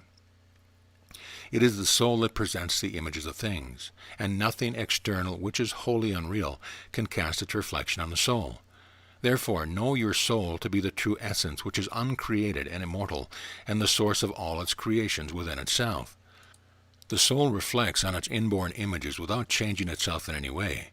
Therefore, it was the nature of the Brahman's soul that displayed these images in itself within the sphere of his tomb. But the illusion of the world with all its commotion was viewed in the vacant space of the souls of the Brahman and Padma, and not displayed in the empty space of their tombs, where there was no such false reflection of the world. There is no error or illusion anywhere except in the misconception of the observer. Therefore, the removal of the fallacy from the mind of the viewer leads him to the perception of the light of truth. Error consists in taking the unreal for the real, and in thinking the viewer and the view, or the subjective and objective, is different from each other. It is the removal of the distinction of the subjective and objective that leads us to the knowledge of unity, the one or Om. Know that the Supreme Soul is free from the act of production and destruction, and it is His light that displays all things of which He is the source. Learn that the entire outer nature has no existence nor change in itself. The souls of other beings exhibit their own natures in themselves, just like those in the burial tomb of the Brahman displayed the various dispositions to which his mind was accustomed. The soul has no notion of the outer world or any created thing in it. Its consciousness of itself is like an uncreated emptiness. It comprehends its knowledge of the world in itself. The knowledge of the mountain ranges of Meru and others is included within the knowledge in the emptiness of the soul. There is no substance or solidity in them, just like a great city seen in a dream. The soul sees hundreds of mountain ranges and thousands of solid worlds, all drawn in the small compass of the mind, like in its state of dreaming. Multitudes of worlds are contained in a grain of the brain of the mind, just like the long leaves of the plantain trees are contained in one of its minute seeds. All three worlds are contained in an atom of consciousness, in the same manner as great cities are seen in a dream. Each of all the particles of consciousness within the mind has the representation of a world in it.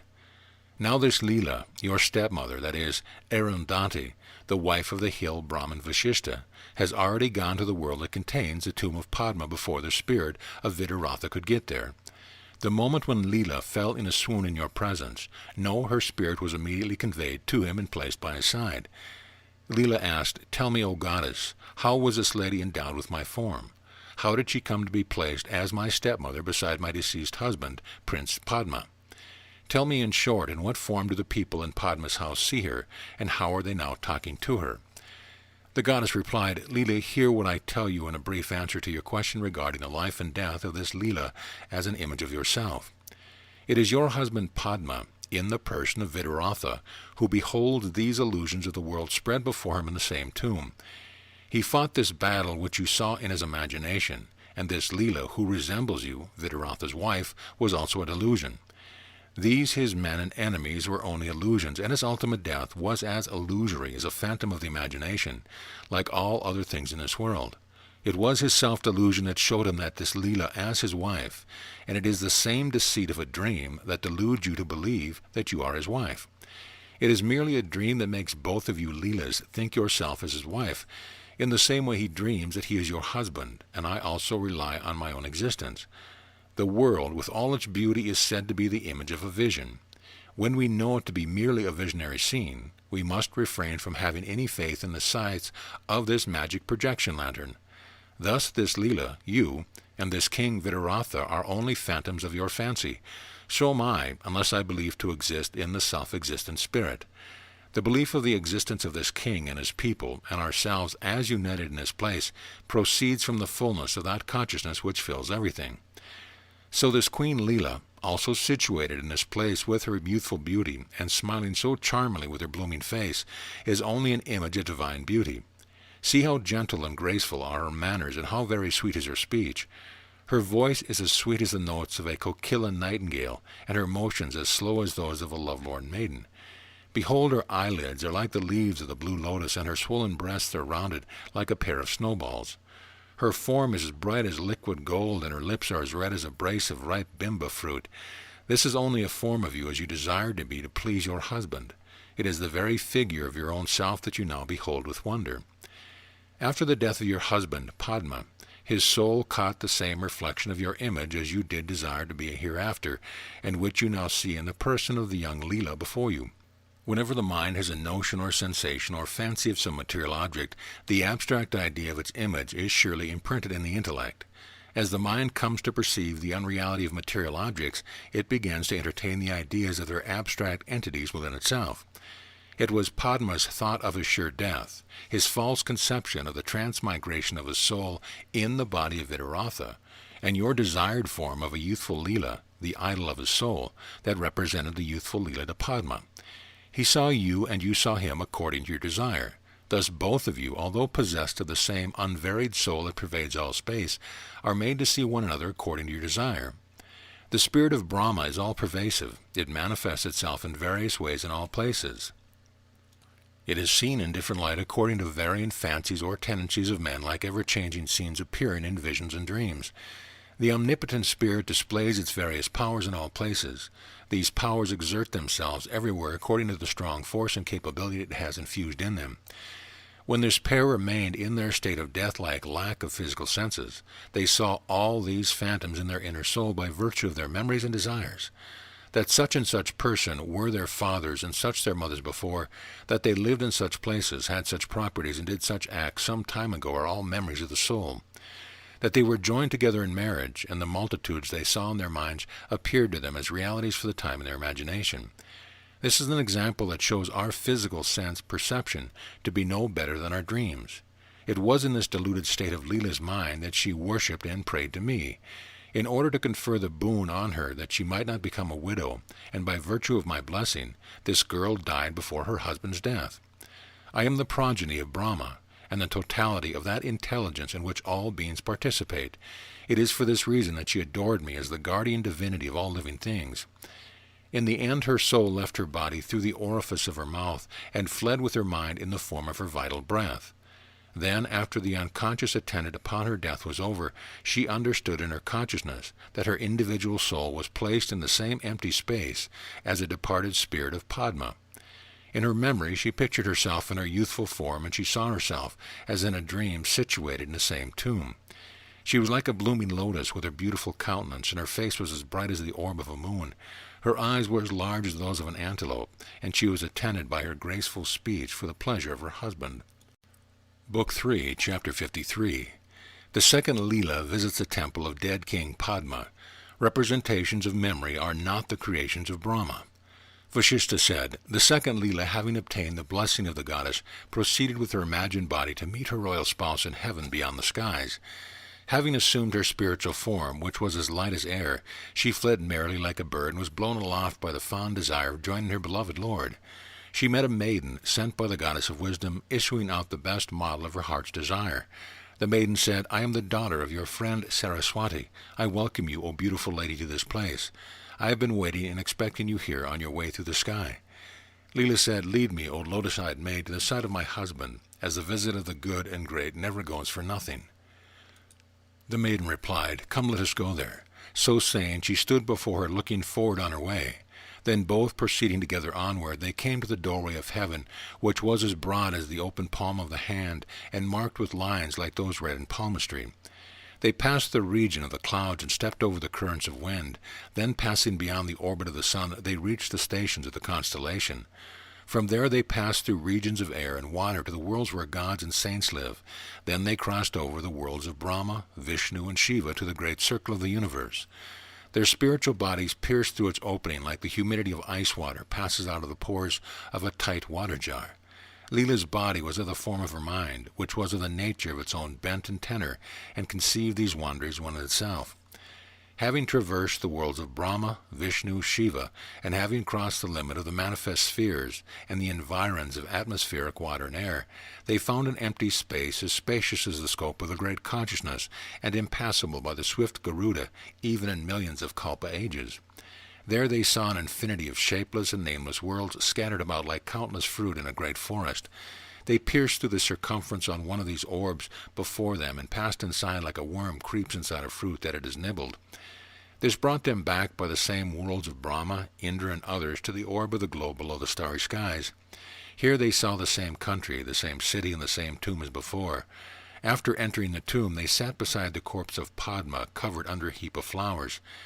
At this time Leela lost sight of the heavenly maiden sent to accompany her, who had been her companion all this while, and who had now disappeared like a phantom of her illusion.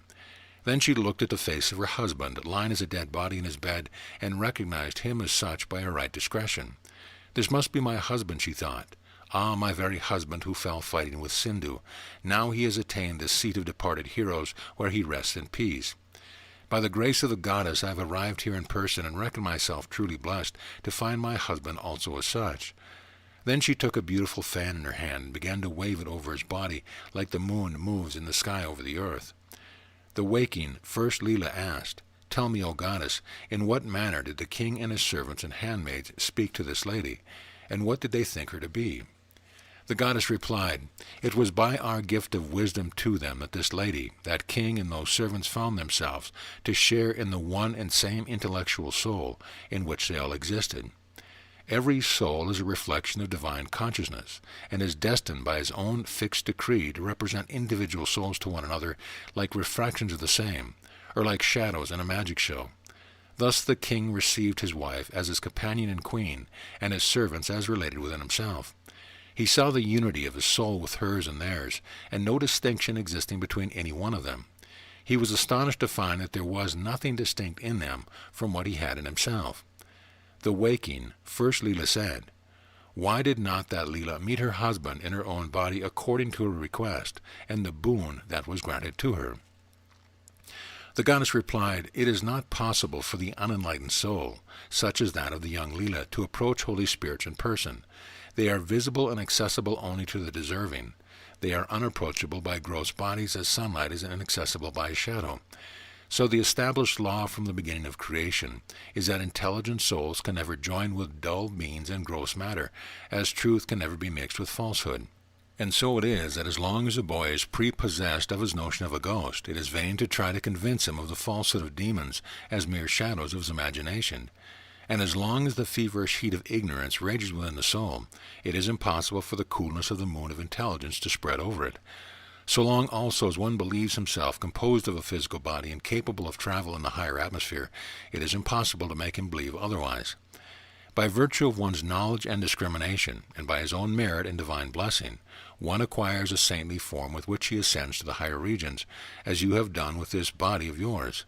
As dry leaves of trees are burnt in no time by burning fire, so this physical body is quickly lost by one's assumption of a spiritual frame. The effect of a blessing or curse on anyone is nothing else than his obtaining the state he desired or feared to have. As the false appearance of a snake in a rope is attended with no motion or action of the serpent, so the unreal views of Leela's husband and others were only the motionless images of her own imagination. Whoever views the false apparition of the dead as present before the vision of his mind, he must know them as reflections of his past and constant memories of them. So our notions of all these worlds are mere products of our memories. They are not any creation of Brahma, or from any other cause but the simple production of our desire. They who are ignorant of the knowable spirit of God have in them only the notions of the outer world, as they view the distant orb of the moon within themselves. Book 3, Chapter 54. Divine laws underlie creation. Death as reward, life durations. The goddess continued, "Therefore, those who know the knowable God and rely upon virtue can go to spiritual worlds, not others. All material bodies are false, the false conception of the mind. They can have no place in truth, just like no shadow can have any room in sunshine. So gross matter has no room in the subtle spirit. Young Leela, being ignorant of the knowable God and unacquainted with the highest virtue, the practice of yoga meditation, could go no further than the city of her Lord, which she had in her heart. The waking Leela said, 'Let her be where she is, but I will ask you about other things. You see here that my husband is about to die. Tell me, what must I now do? Tell me the law of being and not being of beings, and about the destiny which destines living beings to death. What determines the nature of things and gives existence to the categories of objects? What causes the warmth of fire and sun and gives stability to the earth? Why is coldness confined to frost and the like, and what forms the essence of time and space? What are the causes of different states of things and their various changes, and the causes of the solidity of some and minuteness of others? What causes trees and men to be taller than grass and brambles, and why do many things dwindle and decay in the course and capability of growth?' The goddess said, 'At the universal dissolution of the world, when all things are dissolved in the formless void, only the essence of Brahman remains in the form of infinite sky, stretching on all sides beyond the limits of creation. Then it reflects in its consciousness in the form of a spark of fire, as you are conscious of your aerial journey in a dream. Then this atomic spark in the divine spirit increases in size, and having no substance of itself, appeared as what is commonly called the ideal world. The Spirit of God thought itself as Brahma, the soul of the world, who reigned over it in his form of the mind, as if it was identical with the real world itself. Whatever primary laws he appointed to all things at their first creation, they invariably continue in force with them to the present time. The minds of all turn as willed by the divine mind. There is nothing which of itself can go beyond the law assigned to it by the divine will. It is improper to say that all formal existences are nothing because they remain in their substance of the divine spirit after their forms disappear, just like the substance of gold remains in the same after its shape and form are altered. The elementary bodies of fire and frost continue in the same state as when their elements were first formed in the divine mind in the beginning of creation. Therefore, as long as divine consciousness continues to direct his eternal laws and decrees appointed to all, nothing has the power to forsake its own nature. It is impossible for anything to alter its nature from the eternal stamp that divine will has set upon it all the substantial and ideal forms of creation. As divine consciousness knows no opposition, it never turns from the tenor of his own wanted intelligence that directs the destinies of all. But know that in the first place the world is not a created thing. All that appears to exist is only a display of the notions in our consciousness, like appearances in our dreams. The unreal appears as real, just like the shadow seems to be of a substance. Our notion of things are the properties of our nature. The manner in which consciousness exhibited itself in its different manifestations at the beginning, the same continues in its course to this time, and is known as the manifestation of consciousness, or the course or system of the universe which constitute the niyati. The sky is the manifestation of the intellectual idea of emptiness in the divine mind. The idea of duration and consciousness appeared in the form of the parts of time. The idea of liquidity evolved itself into the form of water in the divine mind, in the same way one dreams of water and sees in his own mind. We are conscious of our dreams in some particular state of our consciousness, and it is the wonderfully cunning nature of consciousness that makes us think the unreal to be real. The ideas of the reality of earth, air, fire, and water are all false. Consciousness perceives them within itself as its false dream and desires and daydreams. Now hear me tell you about death in order to remove your questions with regard to this future state. Death is destined for our good in that it leads us to the enjoyment of the fruits of acts in this life. Our lives are destined in the beginning to extend to 1, 2, 3, and 4 centuries in the different Kali, Dwapara, Treta, and Satya ages or yugas of the world. However, by virtue of place and time, of climate and food, and our good or bad actions and habits, human life extends above or descends below these limits. Falling short of one's duty shortens life, as excelling in them lengthens its duration. Mediocre conduct keeps it within its proper bound. Children die by acts causing infant disease and untimely death. The young and old die of acts that bring on juvenile and senile weakness, sickness, and ultimate death. He who goes on doing his duties as prescribed by Scriptures becomes prosperous and enjoys the long life allotted by the rule of Scripture. Likewise, men meet their last state and future reward according to the nature of their act in lifetime, or else their old age is subject to regret and remorse, and all kinds of bodily and mental maladies and anxieties. Leela said, "Tell me in short, O moon-faced goddess, something more with regard to death. Is it a pleasure or pain to die? What becomes of us after we are dead and gone from here?" The goddess replied, "Dying men are of 3 kinds, and they have different ends upon their death. There are the ignorant, those practiced in yoga, and those who are reasonable and religious. Those practicing dharana yoga, or fixed concentration meditation, may go wherever they like after leaving their bodies, and so the yogi of reason is at liberty to range anywhere. He who has not practiced dharana yoga, or has not applied himself to reasoning or entertained certain hopes for the future, is called an ignorant sot, and meets with the pain and pangs of death.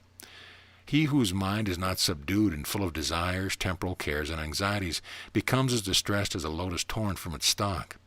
The mind that is not guided by the precepts of the Scriptures or purified by holiness, but is addicted to the society of the wicked, is subjugated to the burning sensation of fire within itself at the moment of death. At the moment when the last gurgling of the throat chokes the breath, eyesight is dimmed and countenance fades away. Then the rational soul also becomes hazy in its consciousness. A deep darkness spreads over the dimming sight, and stars twinkle before it in daylight. The sky appears to be hidden by clouds, and presents a glooming aspect on every side. An acute pain seizes his entire body, and a mirage caused by witchcraft dances before his vision. The earth is turned into air, and the dying person seems to be moving in mid-air. The sphere of heaven revolves before him, and the tide of the sea seems to bear him away. He is lifted up in the air, then hurled down, as in a state of dizziness or dream. Now he thinks he is falling into a dark pit, and then he is lying in the cave of a hill. He wants to talk out loud about his torment, but his speech fails to utter his thoughts. Now he finds himself as if falling down from the sky, and now is whirled in the air like a bundle of straw blown aloft by a gust of wind. He is now riding swiftly as in a car, and now finds himself melting like snow. He desires to tell his friends about the evils of life in this world, but he is carried away from them as rapidly as if by an air engine. He whirls about like a turning wheel, and he is dragged along like a beast by its halter. He wallows about like in an eddy, or turns around as a machine of some engine. He is borne like straw in the air, and is carried about like a cloud in the wind. He rises high like vapor, then falls down like a heavy watery cloud pouring out into the sea. He passes through endless space and revolves in all of its vortices of emptiness to find, as it were, a place free from the ups and downs to which earth and ocean are subject. Thus the rising and falling spirit wanders ceaselessly, and the soul, breathing hard and sighing without break, sets the whole body in sore pain and agony. By degrees the objects of his senses become as faint to his failing organs as the landscape fades to view with the setting of the sun. At this moment his memory fails, and he loses memories of the past and present, like one is at a loss to know the signs of the compass after the evening twilight has passed away. In his fainting fit his mind loses its power of thinking. He is lost in a state of ignorance, the loss of all his thoughts and consciousness. In this fainting state the vital breath ceases to circulate through the body. When its circulation stops completely, a swoon into unconsciousness, murcha, follows. When this state of unconsciousness, paralysis combined with delirium, has reached its climax, then by the law of inertia, ordained for living beings from the beginning, the body becomes as stiff as stone. Leela said, "But tell me, O goddess, why do these pains and agonies, this fainting and delirium, and disease and unconsciousness overtake the body, when it is possessed of all of its 8 organs intact?" The goddess replied, "It is the law appointed by the author of life from the first, that such and such pains are to fall as the lot of living beings at such and such times. The primeval sin springs of itself like a plant in the conscious heart of man, and subjects him to his doomed miseries which have no other intelligible cause. When disease and its pain overpower the body and prevent lungs and arteries from expanding and contracting to inhale and exhale air, the body loses its equilibrium, samana, and becomes restless. When inhaled air does not come out and exhaled breath does not re-enter the lungs, all pulsation is at a stop. Organic sensations are lost, remaining only in memory. When vital air does not enter or exit, the pulse sink and become motionless. The body is said to become senseless and life to be extinct. I also shall die in my destined time, but all my consciousness of former knowledge will be awake at the hour of death. Though I am dead and gone from here in this manner, yet I must mind that the seed of my innate consciousness, the soul, is never destroyed with my life and body. Consciousness is inner knowledge and is imperishable in its nature. Therefore, the nature of consciousness is free from birth and death. In some persons, this consciousness is as clear as a fresh fountain. In others, as foul as a tide water. In some, it is bright in its form of pure intellect, chit. But in many it is nature of the sentient on individual soul, chaitana. It is polluted with the passions of animal life. As a blade of grass has joints in the middle, so the nature of the sentient or individual soul is combined with the 2 states of birth and death amidst it.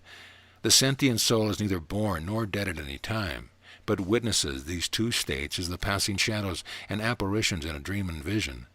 The soul is nothing other than consciousness, which is never destroyed anywhere by anything. Say, what other things is this soul called Purusha besides consciousness itself? Tell me then, who and what are you calling dead today? Is consciousness subject to disease or death at any time and in any form? Truly, millions of living bodies are dying every day, but consciousness always remains imperishable. Consciousness never dies at the death of any living being, because the entire individual soul continues the same upon the death of everybody here. Therefore, the individual soul is nothing more than the principle which is conscious of its various desires, affections, and passions. It is not that principle to which men attribute the phase of life and death. So there is none that dies, and no one is born at any time. It is this only living principle that continually revolves in the deep eddy of its desires. Considering the unreality of visible phenomena, there can be no desire for them in anyone. But the inner soul that is led by its egoism and believes them to be true is subject to death at the disappearance of phenomena. The recluse, ascetic, flying from the fears of the world is foreign to his soul, and having none of its false desires arising in his breast, becomes liberated in his life and assimilated with the True One. Book 3, Chapter 55, Categories of Death, Experiences, Origin of Illusion. Leela said, "Tell me, Goddess, for edification of my knowledge, how does a living come to die and is reborn in another form?" The goddess replied, "As the action of the heart ceases and the lungs blow and breathe no more, the current of vital air is utterly stopped and the living being loses its consciousness. But the intellectual soul, which has no rise or fall, remains ever the same as it abides in all moving and unmoving bodies and in air, water, fire, and vacuum. When the breathing, pulse, and motion of the body stop, it is said to be dead, and is then called an inert corpse. The body being a dead carcass and the vital breath having mixed with the air, the soul is freed from the bonds of its desire. It flies to and remains in the mode of the discrete and self-existent soul. The individual soul, called the animal spirit, jiva, has its desires and is other than the Atman soul. It remains in its burial tomb under the same atmosphere as the soul of Padma, which you saw hovering about his tomb. Hence such departed spirits are called ghosts of the dead, pretas. They have their desires and earthly propensities attached to them, just like the fragrance of the flowers concentrated in its pollen and thence diffused from the air.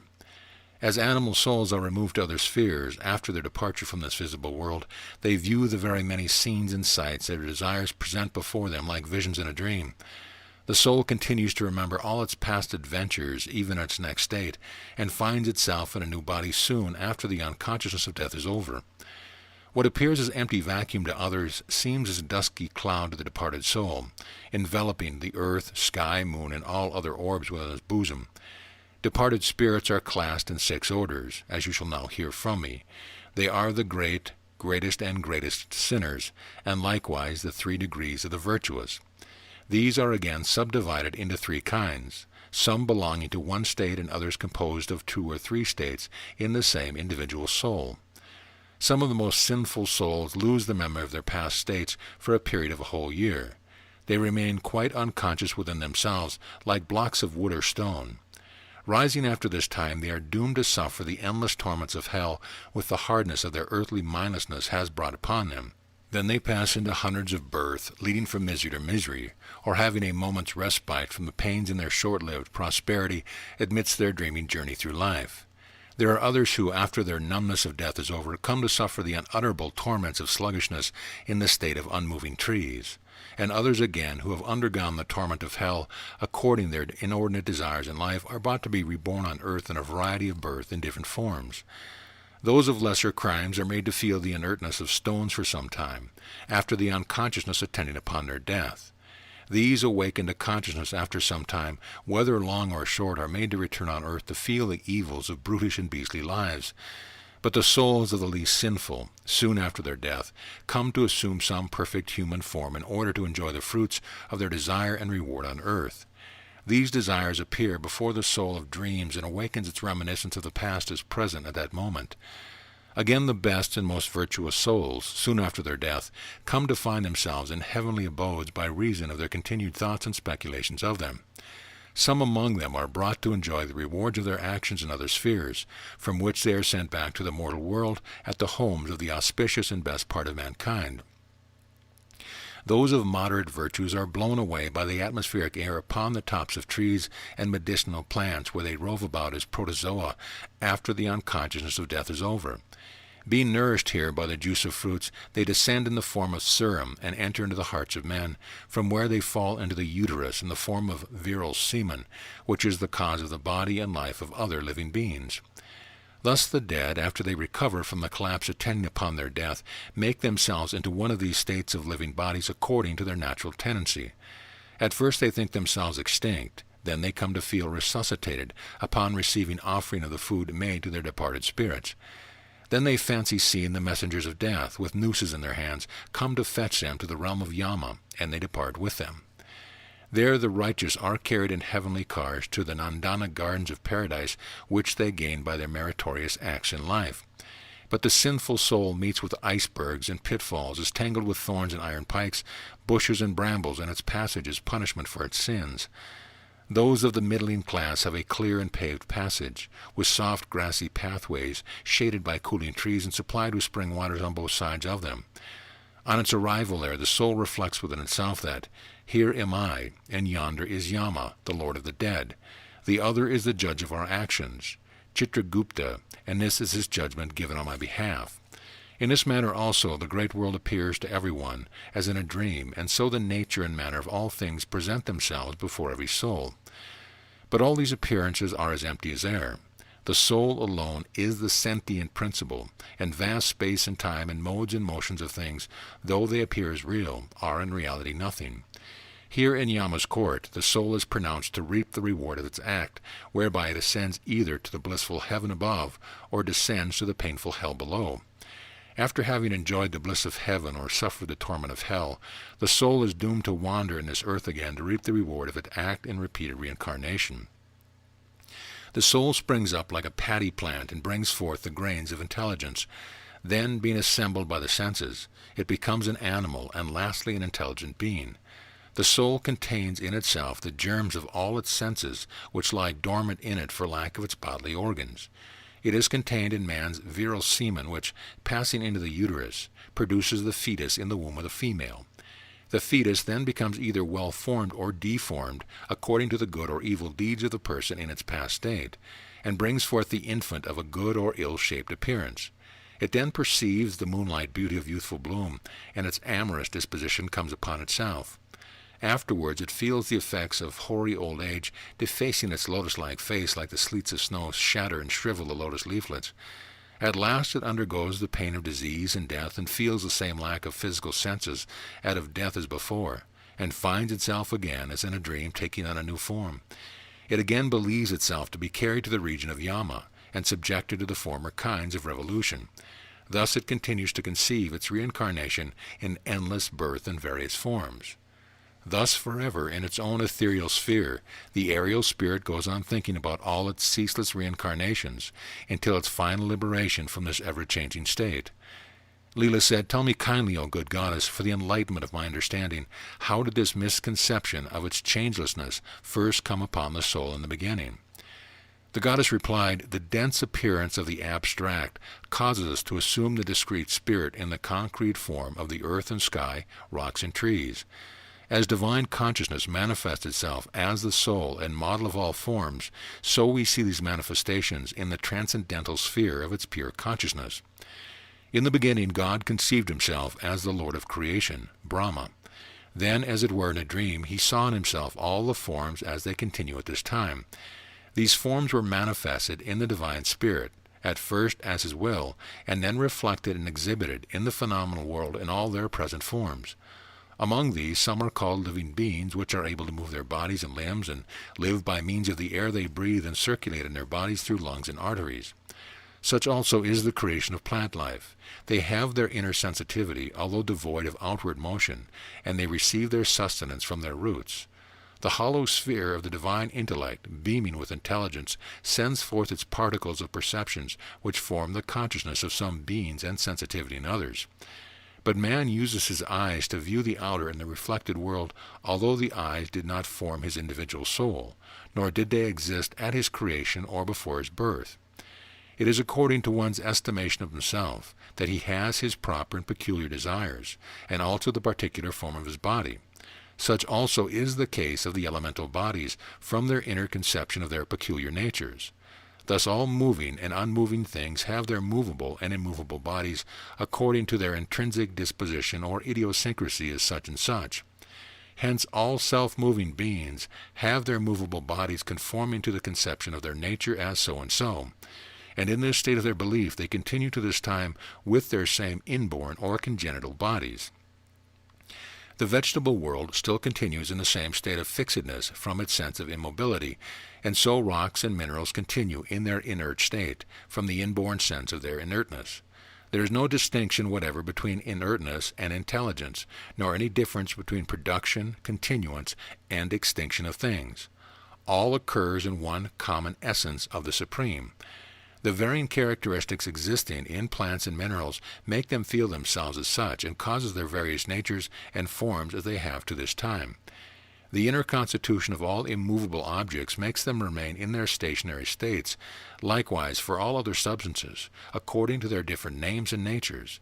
Thus the inner constitutional quality of worms and insects makes them conceive themselves according to their different kinds and gives them their particular natures forever.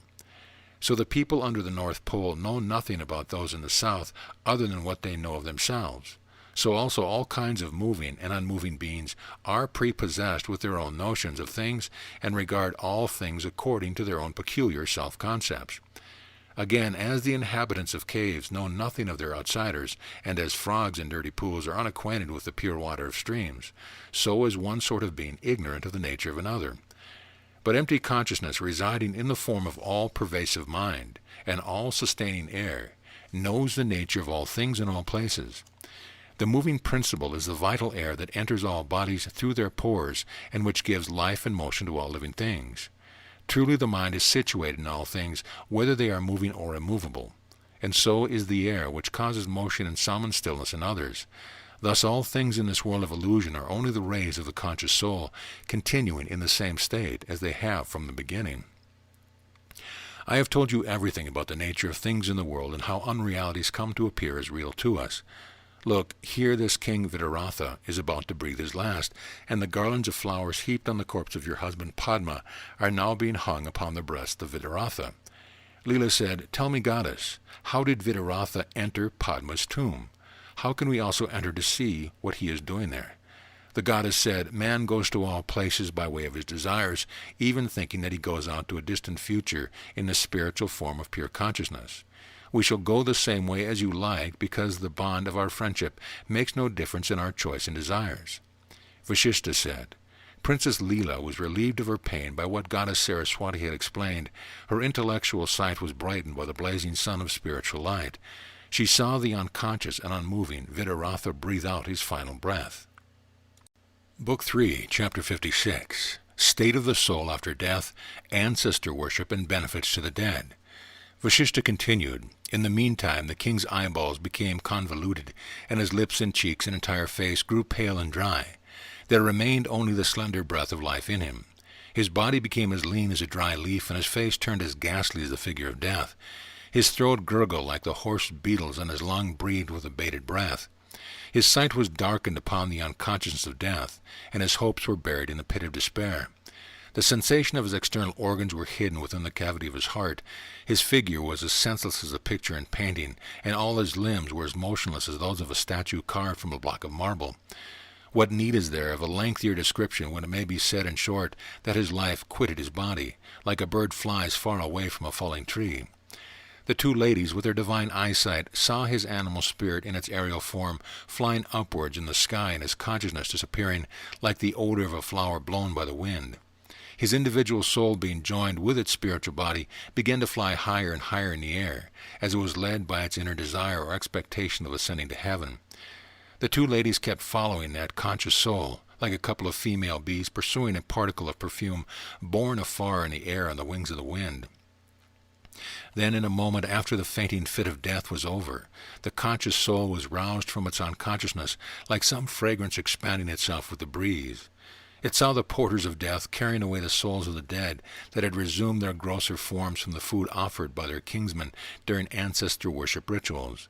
After a long year's journey on the way, it reached the distant abode of Yama, with the hope of reaping the rewards of its act, but found the gate guarded by beasts of prey. Yama, on seeing the departed spirit of everybody brought before him, demanded to know all its foul acts committed during its lifetime. On finding the prince's spirit spotless, ever inclined to virtuous acts, and nourished by the grace of the goddess of wisdom, he ordered it to be released. The spirit re-entered its former dead body that lay buried under the flowers in the tomb. It was then allowed to fly in the ethereal path with the swiftness of a stone shot from a sling. The living Leela and the goddess followed in the air. The individual soul of the king sailing through the sky did not see the forms of the two ladies who followed it, though they saw it all along its course. They passed through many worlds and soon passed beyond the bonds of the extra-mundane system until they arrived at the solar world from where they descended to this earth. The two self-willed forms of Leela and the goddess followed the individual soul of King Padma and arrived at his royal city, where they entered Leela's apartment. In a trice, and of their own free will, they entered the palace of King Padma like air passes in flowers, and the sunbeams penetrate water and odors mixed with air. Rama asked, "How was it, sage, that they entered into the abode adjoining to the tomb, and how could they find the way to it? One had been dead a long time, and all three were bodiless emptiness." Vasistha replied, "The tomb of the king's dead body, being impressed on his soul, and the object of its desire, led his spirit insensibly to it, as if by its inborn instinct. Who does not know that endless desire in human breast, like countless fig seeds, grow up in time to become big trees? Just as the living body bears its seed, the subtle body, linga deha, in the heart that germinates and in the end grows into a tree, so every particle of the intellect bears the material seed in itself. As a man placed in a far distant land sees his own house within himself, so the soul sees the object of his distant desire ever present before it. The individual soul always longs after the best objects of its desire, even though it may undergo 100 births and become subject to the errors and delusions of his senses and of this illusory world." Rama replied, "There are many persons who are free from desire to receive funeral cakes. Now tell me, sage, what becomes of those souls who get no cake offering at their ancestor worship?" Vasistha replied, "A man having a desire settled in his heart to receive food offering, and thinking it to be offered to him, is surely benefited by its offering.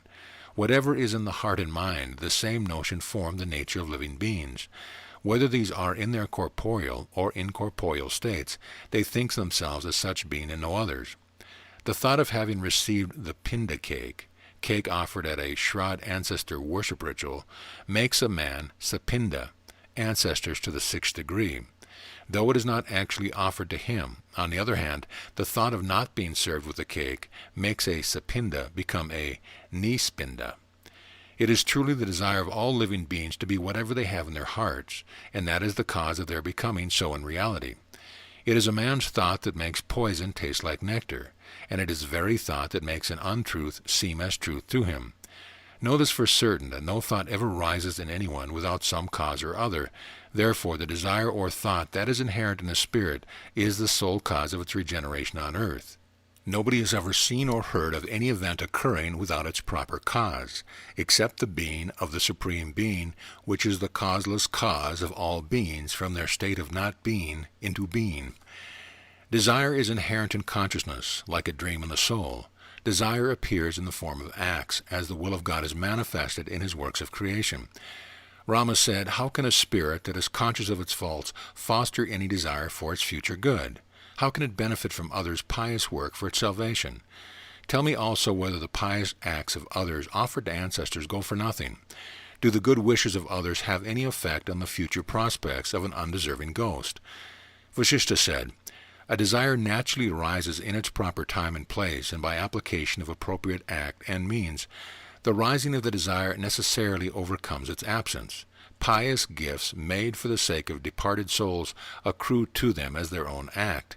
It gives them a sense of worthiness and fills them with better hopes and desires for their future state. Just like the stronger man gains the better of his adversary, so the later acts of piety drive away the former impiety from the spirit. Therefore the constant practice of pious acts is strictly encouraged in the Scriptures." Rama said, "If the desire arises in its proper time and place, then how could it arise in the beginning when there was no time or place? You say that there are accessory causes that give rise to desires, but how could the will arise in the first place without any accessory cause whatever?" Vasistha replied, "It is true, O long-armed Rama, that there was neither time nor place in the beginning when the Spirit of God was without its will. And there being no accessory cause, there was not even the idea of the visible world, nor was it created or brought into existence. It is so even now. The phenomenal world has no existence. All that is visible is the manifestation of divine consciousness, which is everlasting and imperishable. Later I'll explain this to you in 100 different ways, and it is my main purpose to do so. But now here and I'll tell you what relates to the matter under consideration." Having arrived in that house, they saw its inside beautifully decorated with garlands of flowers as fresh as those of the spring season. The palace residents were quietly employed in their duties, and the king's corpse was placed on a bed of mandara and kunda flowers.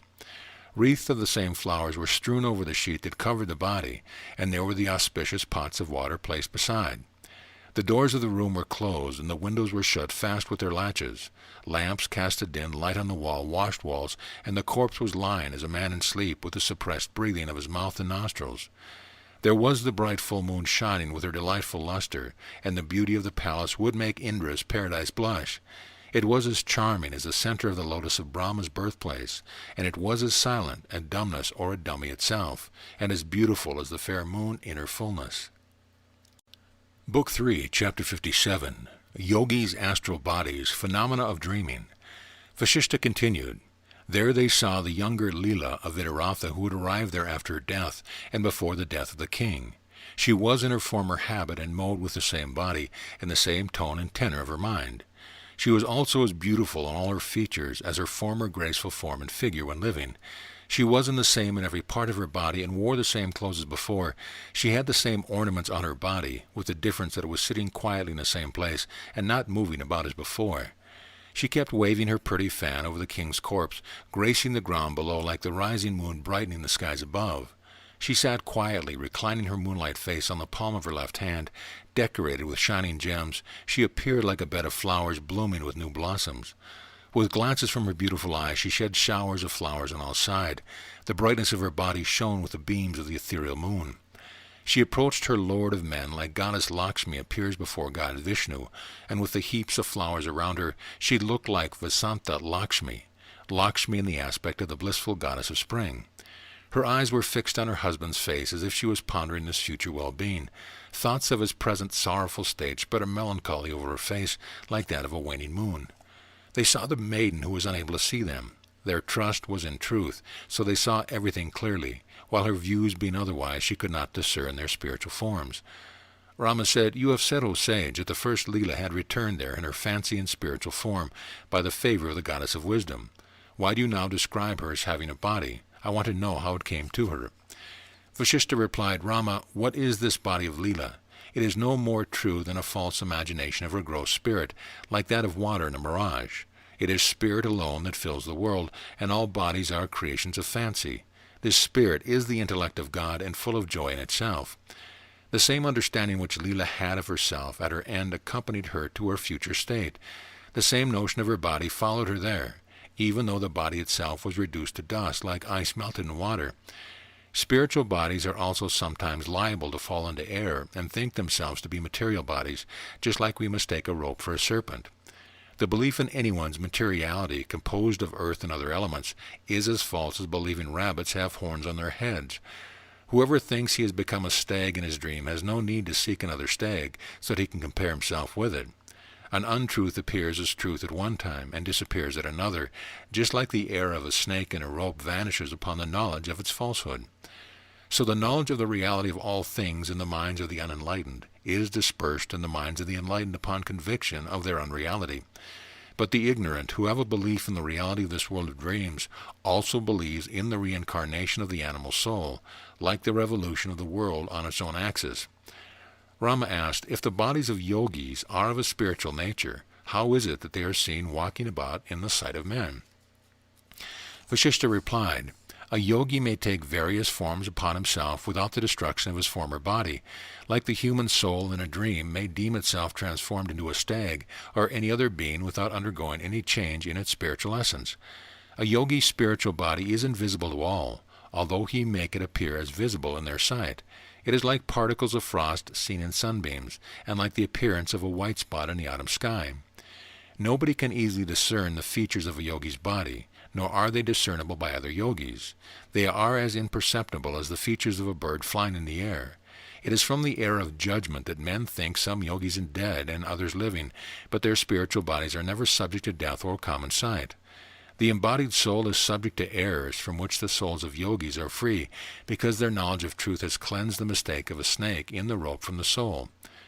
What is this body, and from where does it come? What is its existence or destruction? What is lasting remains forever and is freed from the ignorance it had before? Rama said, does the embodied soul take a spiritual form, or is it something else? Tell me this and remove my doubt. Vasistha said, I have told you this repeatedly, my good Rama. How is it that you do not understand it yet? There exists only the spiritual body, and the material form is nothing. It requires a habit of constant meditation in order to know your spiritual state and subdue your sense of materiality. As you abstain from your sense of materiality, so you attain the spiritual state. Then there will be an end of your sense of gravity and solidity of objects, like the visions of a dreaming man disappears when he awakens. The body of a yogi becomes as light and subtle as the impermanent appearances in a dream. In his dreaming rambles, a man feels the lightness of his body. Similarly, a yogi finds his solid body is able to fly in all places like the air. The expectation of the long life of a master in his material body is realized in the spiritual one, after the corpse has been burnt away. Everyone must assume his spiritual frame afterwards, but the yogi finds it in his lifetime, by the enlightenment of his consciousness. As a man upon waking from sleep remembers having an intellectual form in his dream state, so the yogi is conscious of his spiritual body in his own intellect. The notion of the physical body is a mere fallacy, like that of a snake in a rope. Therefore nothing is lost by the loss of his body, nor is anything gained by its production and regeneration. Rama said, "Now tell me, sage, what did the palace residents think the second Leela to be? Did they see her as an embodied being or a bodiless apparition appearing before them?" Vasistha answered, "They took the sorrowful queen to be some friend of the king, having come from some place they knew not what or where. They did not like to examine the matter, because it is a nature of the ignorant, like that of brutes, to believe that what they see without investigation or consideration of its nature. As a stone flung at random flies off its mark, so brutish and ignorant folks go astray from hitting the true mark of a thing placed before them. We know not what becomes of the objects of our dreams, or where they go when we awaken. Such is the case with our material bodies, that are as false and fleeting as our delusive dreams." Rama said, "Tell me, sage, where does a hill that we dream of hide upon our awakening? Kindly remove my doubt like the wind disperses the clouds of autumn." Vasistha said, "All things that appear in dream or reside in our desires, such as a hill or the like, are absorbed in the consciousness from where they sprang. Just like the motion of bodies subsides in the air that gives them vibration. As the motion of the air mixes with the fixed ether, so dreams and desires set in the unchanging soul from where they arose. Our dreams, like our knowledge of all other things, are made known to us by our consciousness, the nature of which is unknown to us as that of the inner soul. We do not find our dreams or desires to be distinct from our awareness of them. They appertain to it in the same way as fluidity to water and motion to air. Whatever difference may appear to exist between dreams and our awareness of them is the effect of sheer ignorance. This gross ignorance is the characteristic of this world known as the phantom of fancy. It is impossible to conceive of two co-eternal and co-existent causes together. So it is wrong to suppose the dreams as a distinct existence or anything other than an act of our consciousness. There is no difference whatever between the dreaming and the waking states. In dream we see a false city appearing to view. In waking you behold the unreal world standing as a reality before you. Nothing can be truly existent that appears as true in a dream. This being always true of what is seen in a dream, it is likewise so of external phenomena that we see in our daydreams. As a hill in dream immediately disappears into airy nothing, so the material world sooner or later disappears into nothing by thinking on its nothingness. Some see a yogi arising in the air, others as a dead body lying on the ground. This is according to one's belief in his spiritual or material body. Everyone sees him in his own way. The view of the phenomenal world as distinct from the unity is as false as a seen delusion or a magic show, or a dream or delirium of the great illusion. Others who are blinded by similar errors after being awakened from cessation of physical senses at death entertain the notion of their reproduction as in a dream. But the spiritual body of the yogi shines and soars upward after passing over the mirage of the false appearance of the world. Book 3, Chapter 58. The two Leelas see Padma revived.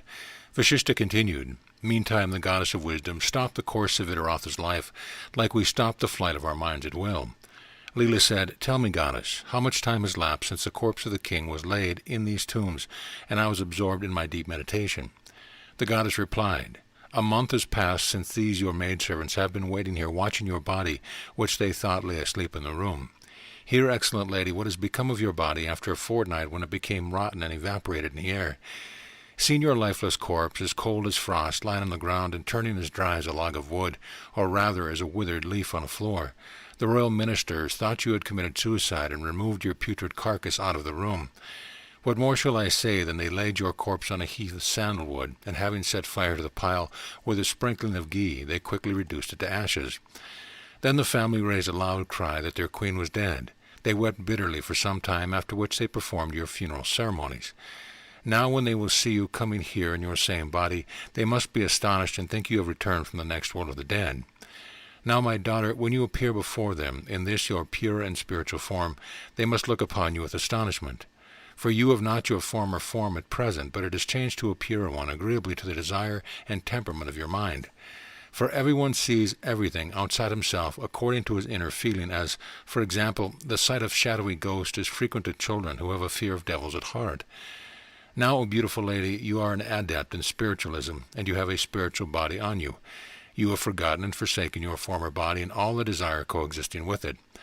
Those who see spirit do not see material bodies. Their intelligent view is to see material bodies in the light of autumn colors, which are void of substance. Upon attainment of the spiritual state, the material body becomes like an empty cloud, or like a flower without its fragrance.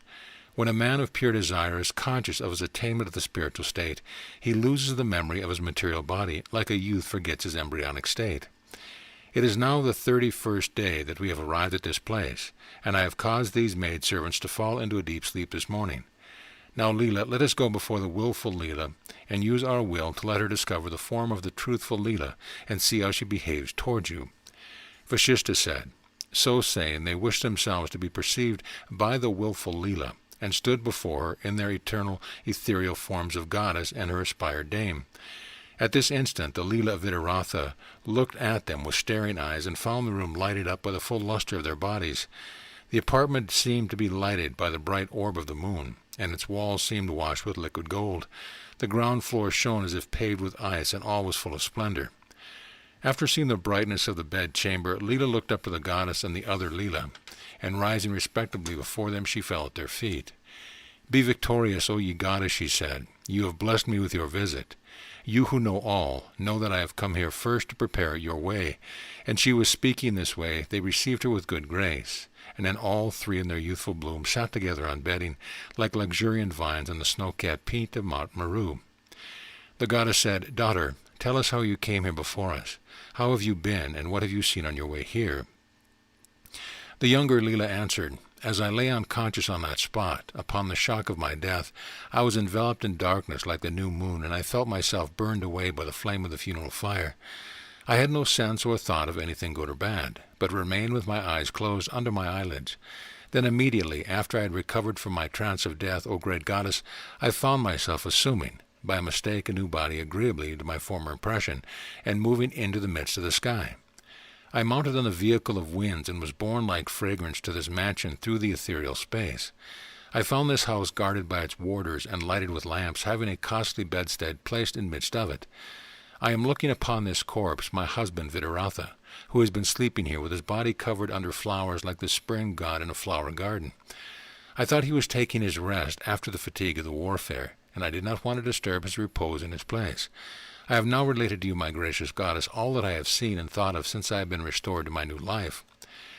The goddess spoke, "Now I tell you, Leela, who has such beautiful eyes and moves like a swan, that I will raise the corpse of the king to life from this bed."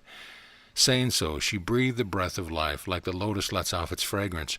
It fled into the nostrils of the carcass like a creeping plant crawls into a hole. It entered into the heart through the vital sheath as a wind penetrates into the hole of bamboo. The breath of life was filled with desire, like the waves of the sea sparkle with pearls.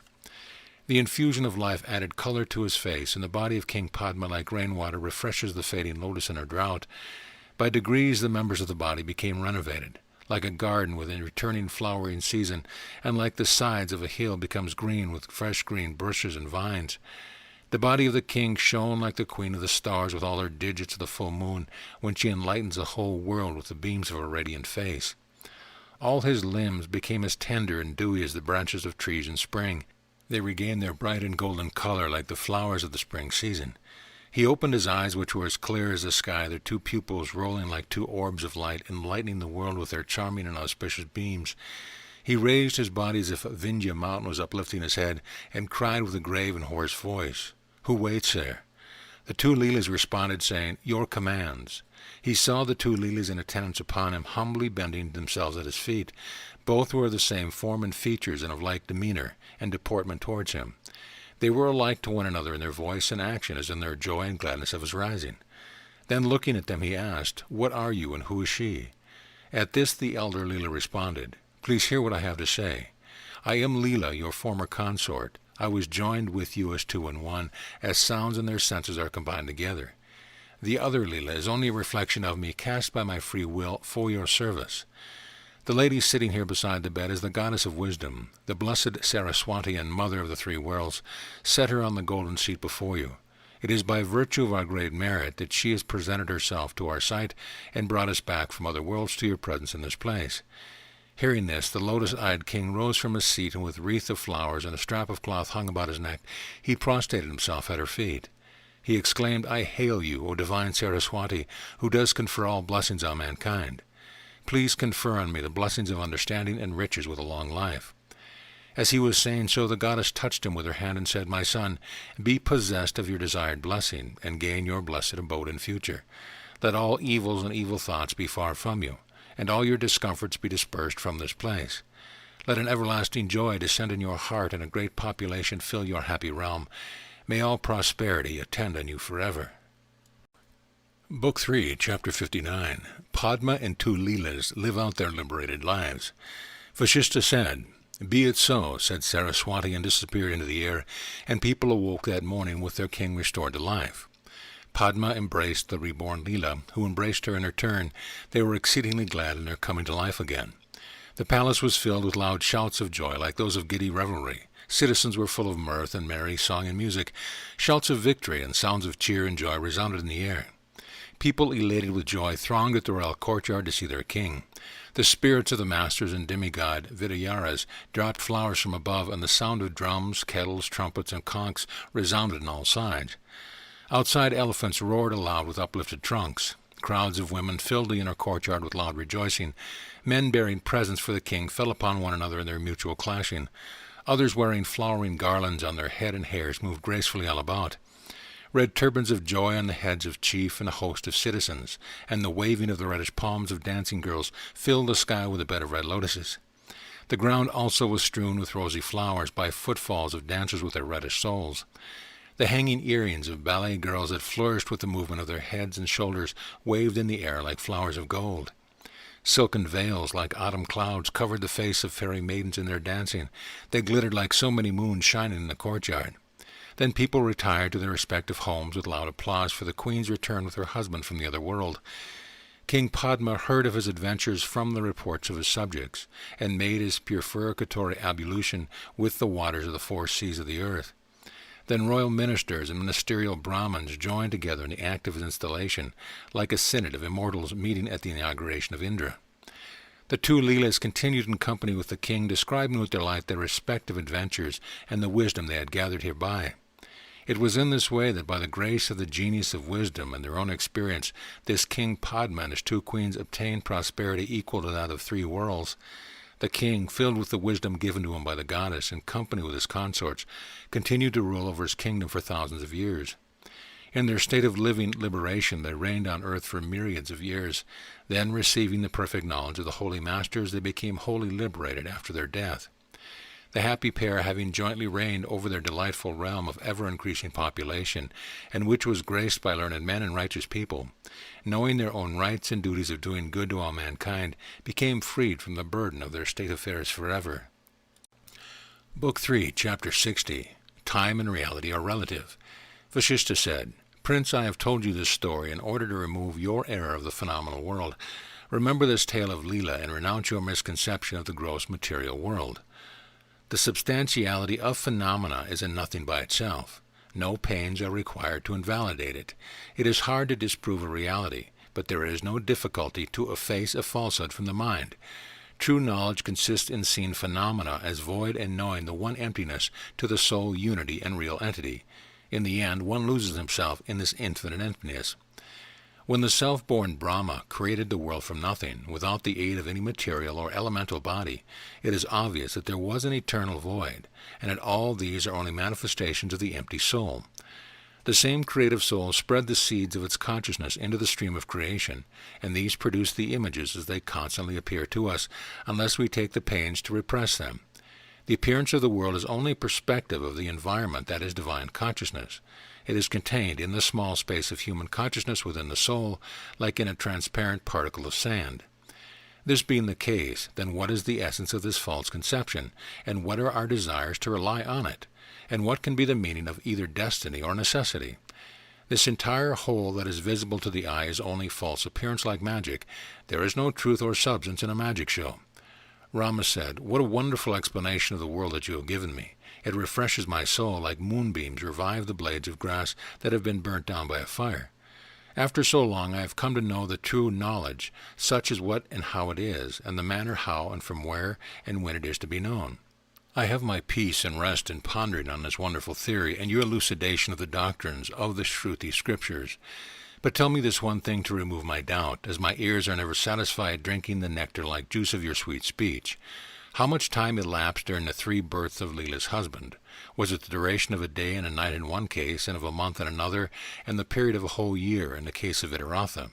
Or did any one of them live for many years, and whether they were of shorter or longer durations according to the measure of men, gods, or Brahma? Please, sage, kindly tell me this, because little hearing is not sufficient for me, like a drop of water is not enough to moisten the parched ground of summer heat."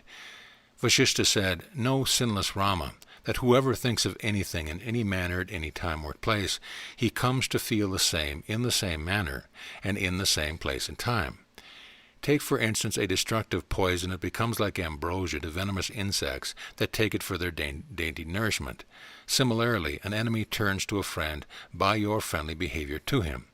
The manner in which any being considers itself, and all others for a length of time, becomes the same they appear by its mode and habit of thinking, as if it were by an act of destiny. The manner in which the active intellect represents a thing in the soul is imprinted in its consciousness of its own nature. When our consciousness represents a twinkling of an eye to extend over a kalpa age, we are led to believe a single moment is an age of long duration. When we are conscious of or think of a kalpa age to be only a twinkling, the kalpa age is thought to pass as quickly as the moment. A long night in our unconscious sleep appears as a moment upon waking.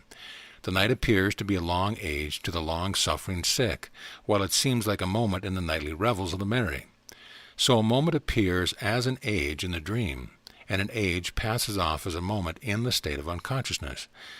The notions of the resurrection of the dead and of one's reincarnation and being reborn in a new body, of his being a boy, youth, or old man, and of his migrations to different places at the distance of hundreds of leagues, are all only the phenomena of sleep and retrospective views in a dream.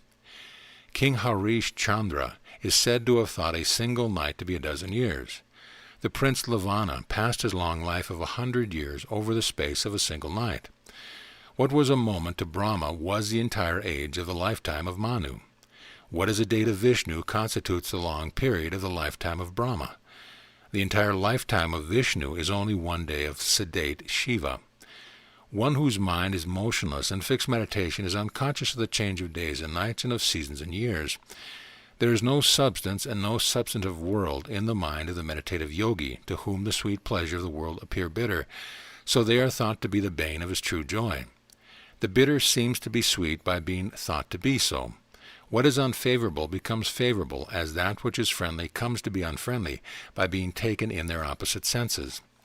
Thus, Rama, it is by habitual meditation that we gain the abstract knowledge of things. We forget what we learned if we do not repeat in practice. By their habit of thinking, some find everything in a state of positive rest, while the unthinking fall into the errors of the ever-moving world. Like a boat passenger thinks the land and objects on the shore are moving around him. The unthinking part of mankind, and those wandering in their error, think the world to be moving about them. But the thinking mind sees the whole as an empty void and full of phantoms like one sees in his dream. It is false thought that shows white as black and blue. It is mistaken judgment that makes one rejoice or sorrow at the events of life. The unthinking are led to imagine a house where there is none. The ignorant are infatuated with a belief in ghosts, as they are the killers of their lives. It is reminiscence or memory that raises the dream as its consort, and that represents things as they are presented to it by the thought of the waking state. The dream is as unreal as the empty void abiding in the hollow receptacle of the intellectual soul. It spreads over the mind like the shadow of a cloud and fills it with images like those of a puppet show under a magic lantern. Know the phenomena of the revolving worlds to be no more in reality than mere effects of the vibration of the mind in the empty space of the soul, like the motion and gestures of imagined hobgoblins to the sight of children.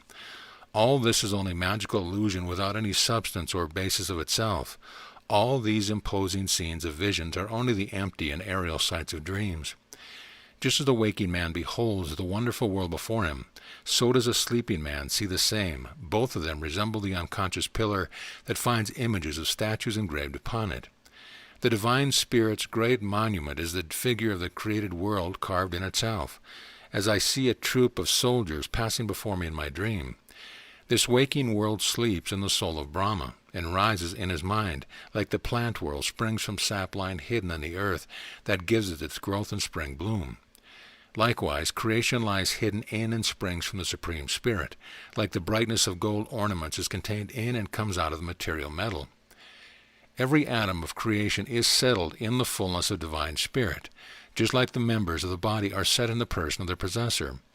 The visible world has the same relation to the bodiless and undivided Spirit of God as one fighting in a dream bears to his enemy. Both believe in the reality, while both are unreal in their bodies. Thus the real and unreal, the spirit and the world, all dwindles into emptiness at the great fantasy annihilation of creation, except the consciousness of God which comprises the world in itself. The causality of the one and the unreality of the world cannot both be true, since nothing unreal can come out of the real. Except Brahman, there is no other cause. Whether Brahma the Creator or any other, the divine consciousness is the only cause and substance of its production. Rama asked, but what caused the citizens, counselors, and ministers of Vitaratha's royal house to appear in Leela's vision in the same manner as that of her lord the king? Vasistha said, all other thoughts are associated with the principal one in the intellect in the same manner as high winds accompany a storm. The association of thoughts follows one another in a long and perpetual train, and one after the other cause a succession of the sights of the ministers, citizens, and subjects of the king in Leela's vision. In this way, the thought that the king was born of such and such a family naturally introduced the thoughts of his palace and city and of those that dwelt in them. It is vain to inquire into the cause and manner of consciousness and each combination of its thoughts. This is why it is called the gem of thoughts, Chitmanani, the wish-fulfilling jewel. It is always accompanied with its radiating thoughts like a brilliant gem with its rays. Padma thought to become a king like Vitaratha, properly discharging the duties of his royal family. This constant thought of himself as such casts the mold of the mind and manner of Vitaratha upon it. All animate beings of every kind are only models of their own thoughts, like looking glasses showing their inner reflections to sight. The mind mixed in meditation on God remains unshaken amidst the turmoil of the world, and is filled with perfect rest and preserves the composure of the soul until its final liberation from the bondage of the body. But thoughts of fluctuating enjoyments of this world, alternately represented in the mirror of the mind, are like the shadows of passing scenes upon a looking-glass. Therefore it requires a great force of mind to overcome its worldly thoughts and turn them to the channel of truth, just like the greater force of a river's main current leads its tributaries to the ocean. But when worldly and spiritual thoughts press upon the mind with equal force, the mind is greatly disturbed. Then the greater force leads it onward in one way or the other. Such is the case with all the myriads of beings, whether they are living, dead, or to come to life. The same accidents take place in the particles of all human mind. All this is the empty sphere of consciousness, all quiet and without any basis or substratum. It is neither peopled nor filled by anything except its own native thoughts. All these appear as dreams, even in our unsleeping states, and have no form or figure in the sight of the wise. The perception of their positive existence is only a misconception of their negative non-existence. There really exists only one omnipotent and all-pervasive spirit, which shows itself in diverse forms like flowers, fruits, and trees, leaves all appearing from the same woody trunk. He who knows the uncreated Brahman to be the measure and the things measured, to be all one in himself, can never forget this certain truth of unity, nor ever fall into the dualism error of cause and effect. There is only one being, Sat, who is holy and without beginning, and who, though he appears to have forms of light and darkness and of space and time, never rises or sets anywhere. He is without beginning, middle, or end. He remains like a vast expanse of water exhibiting itself in its waves and currents. The notion of myself, yourself, and the objective world are only expressions of our perverted understanding. It is only ignorance within the sheath of the mind, according as it imagines it to be, that shows the one as many.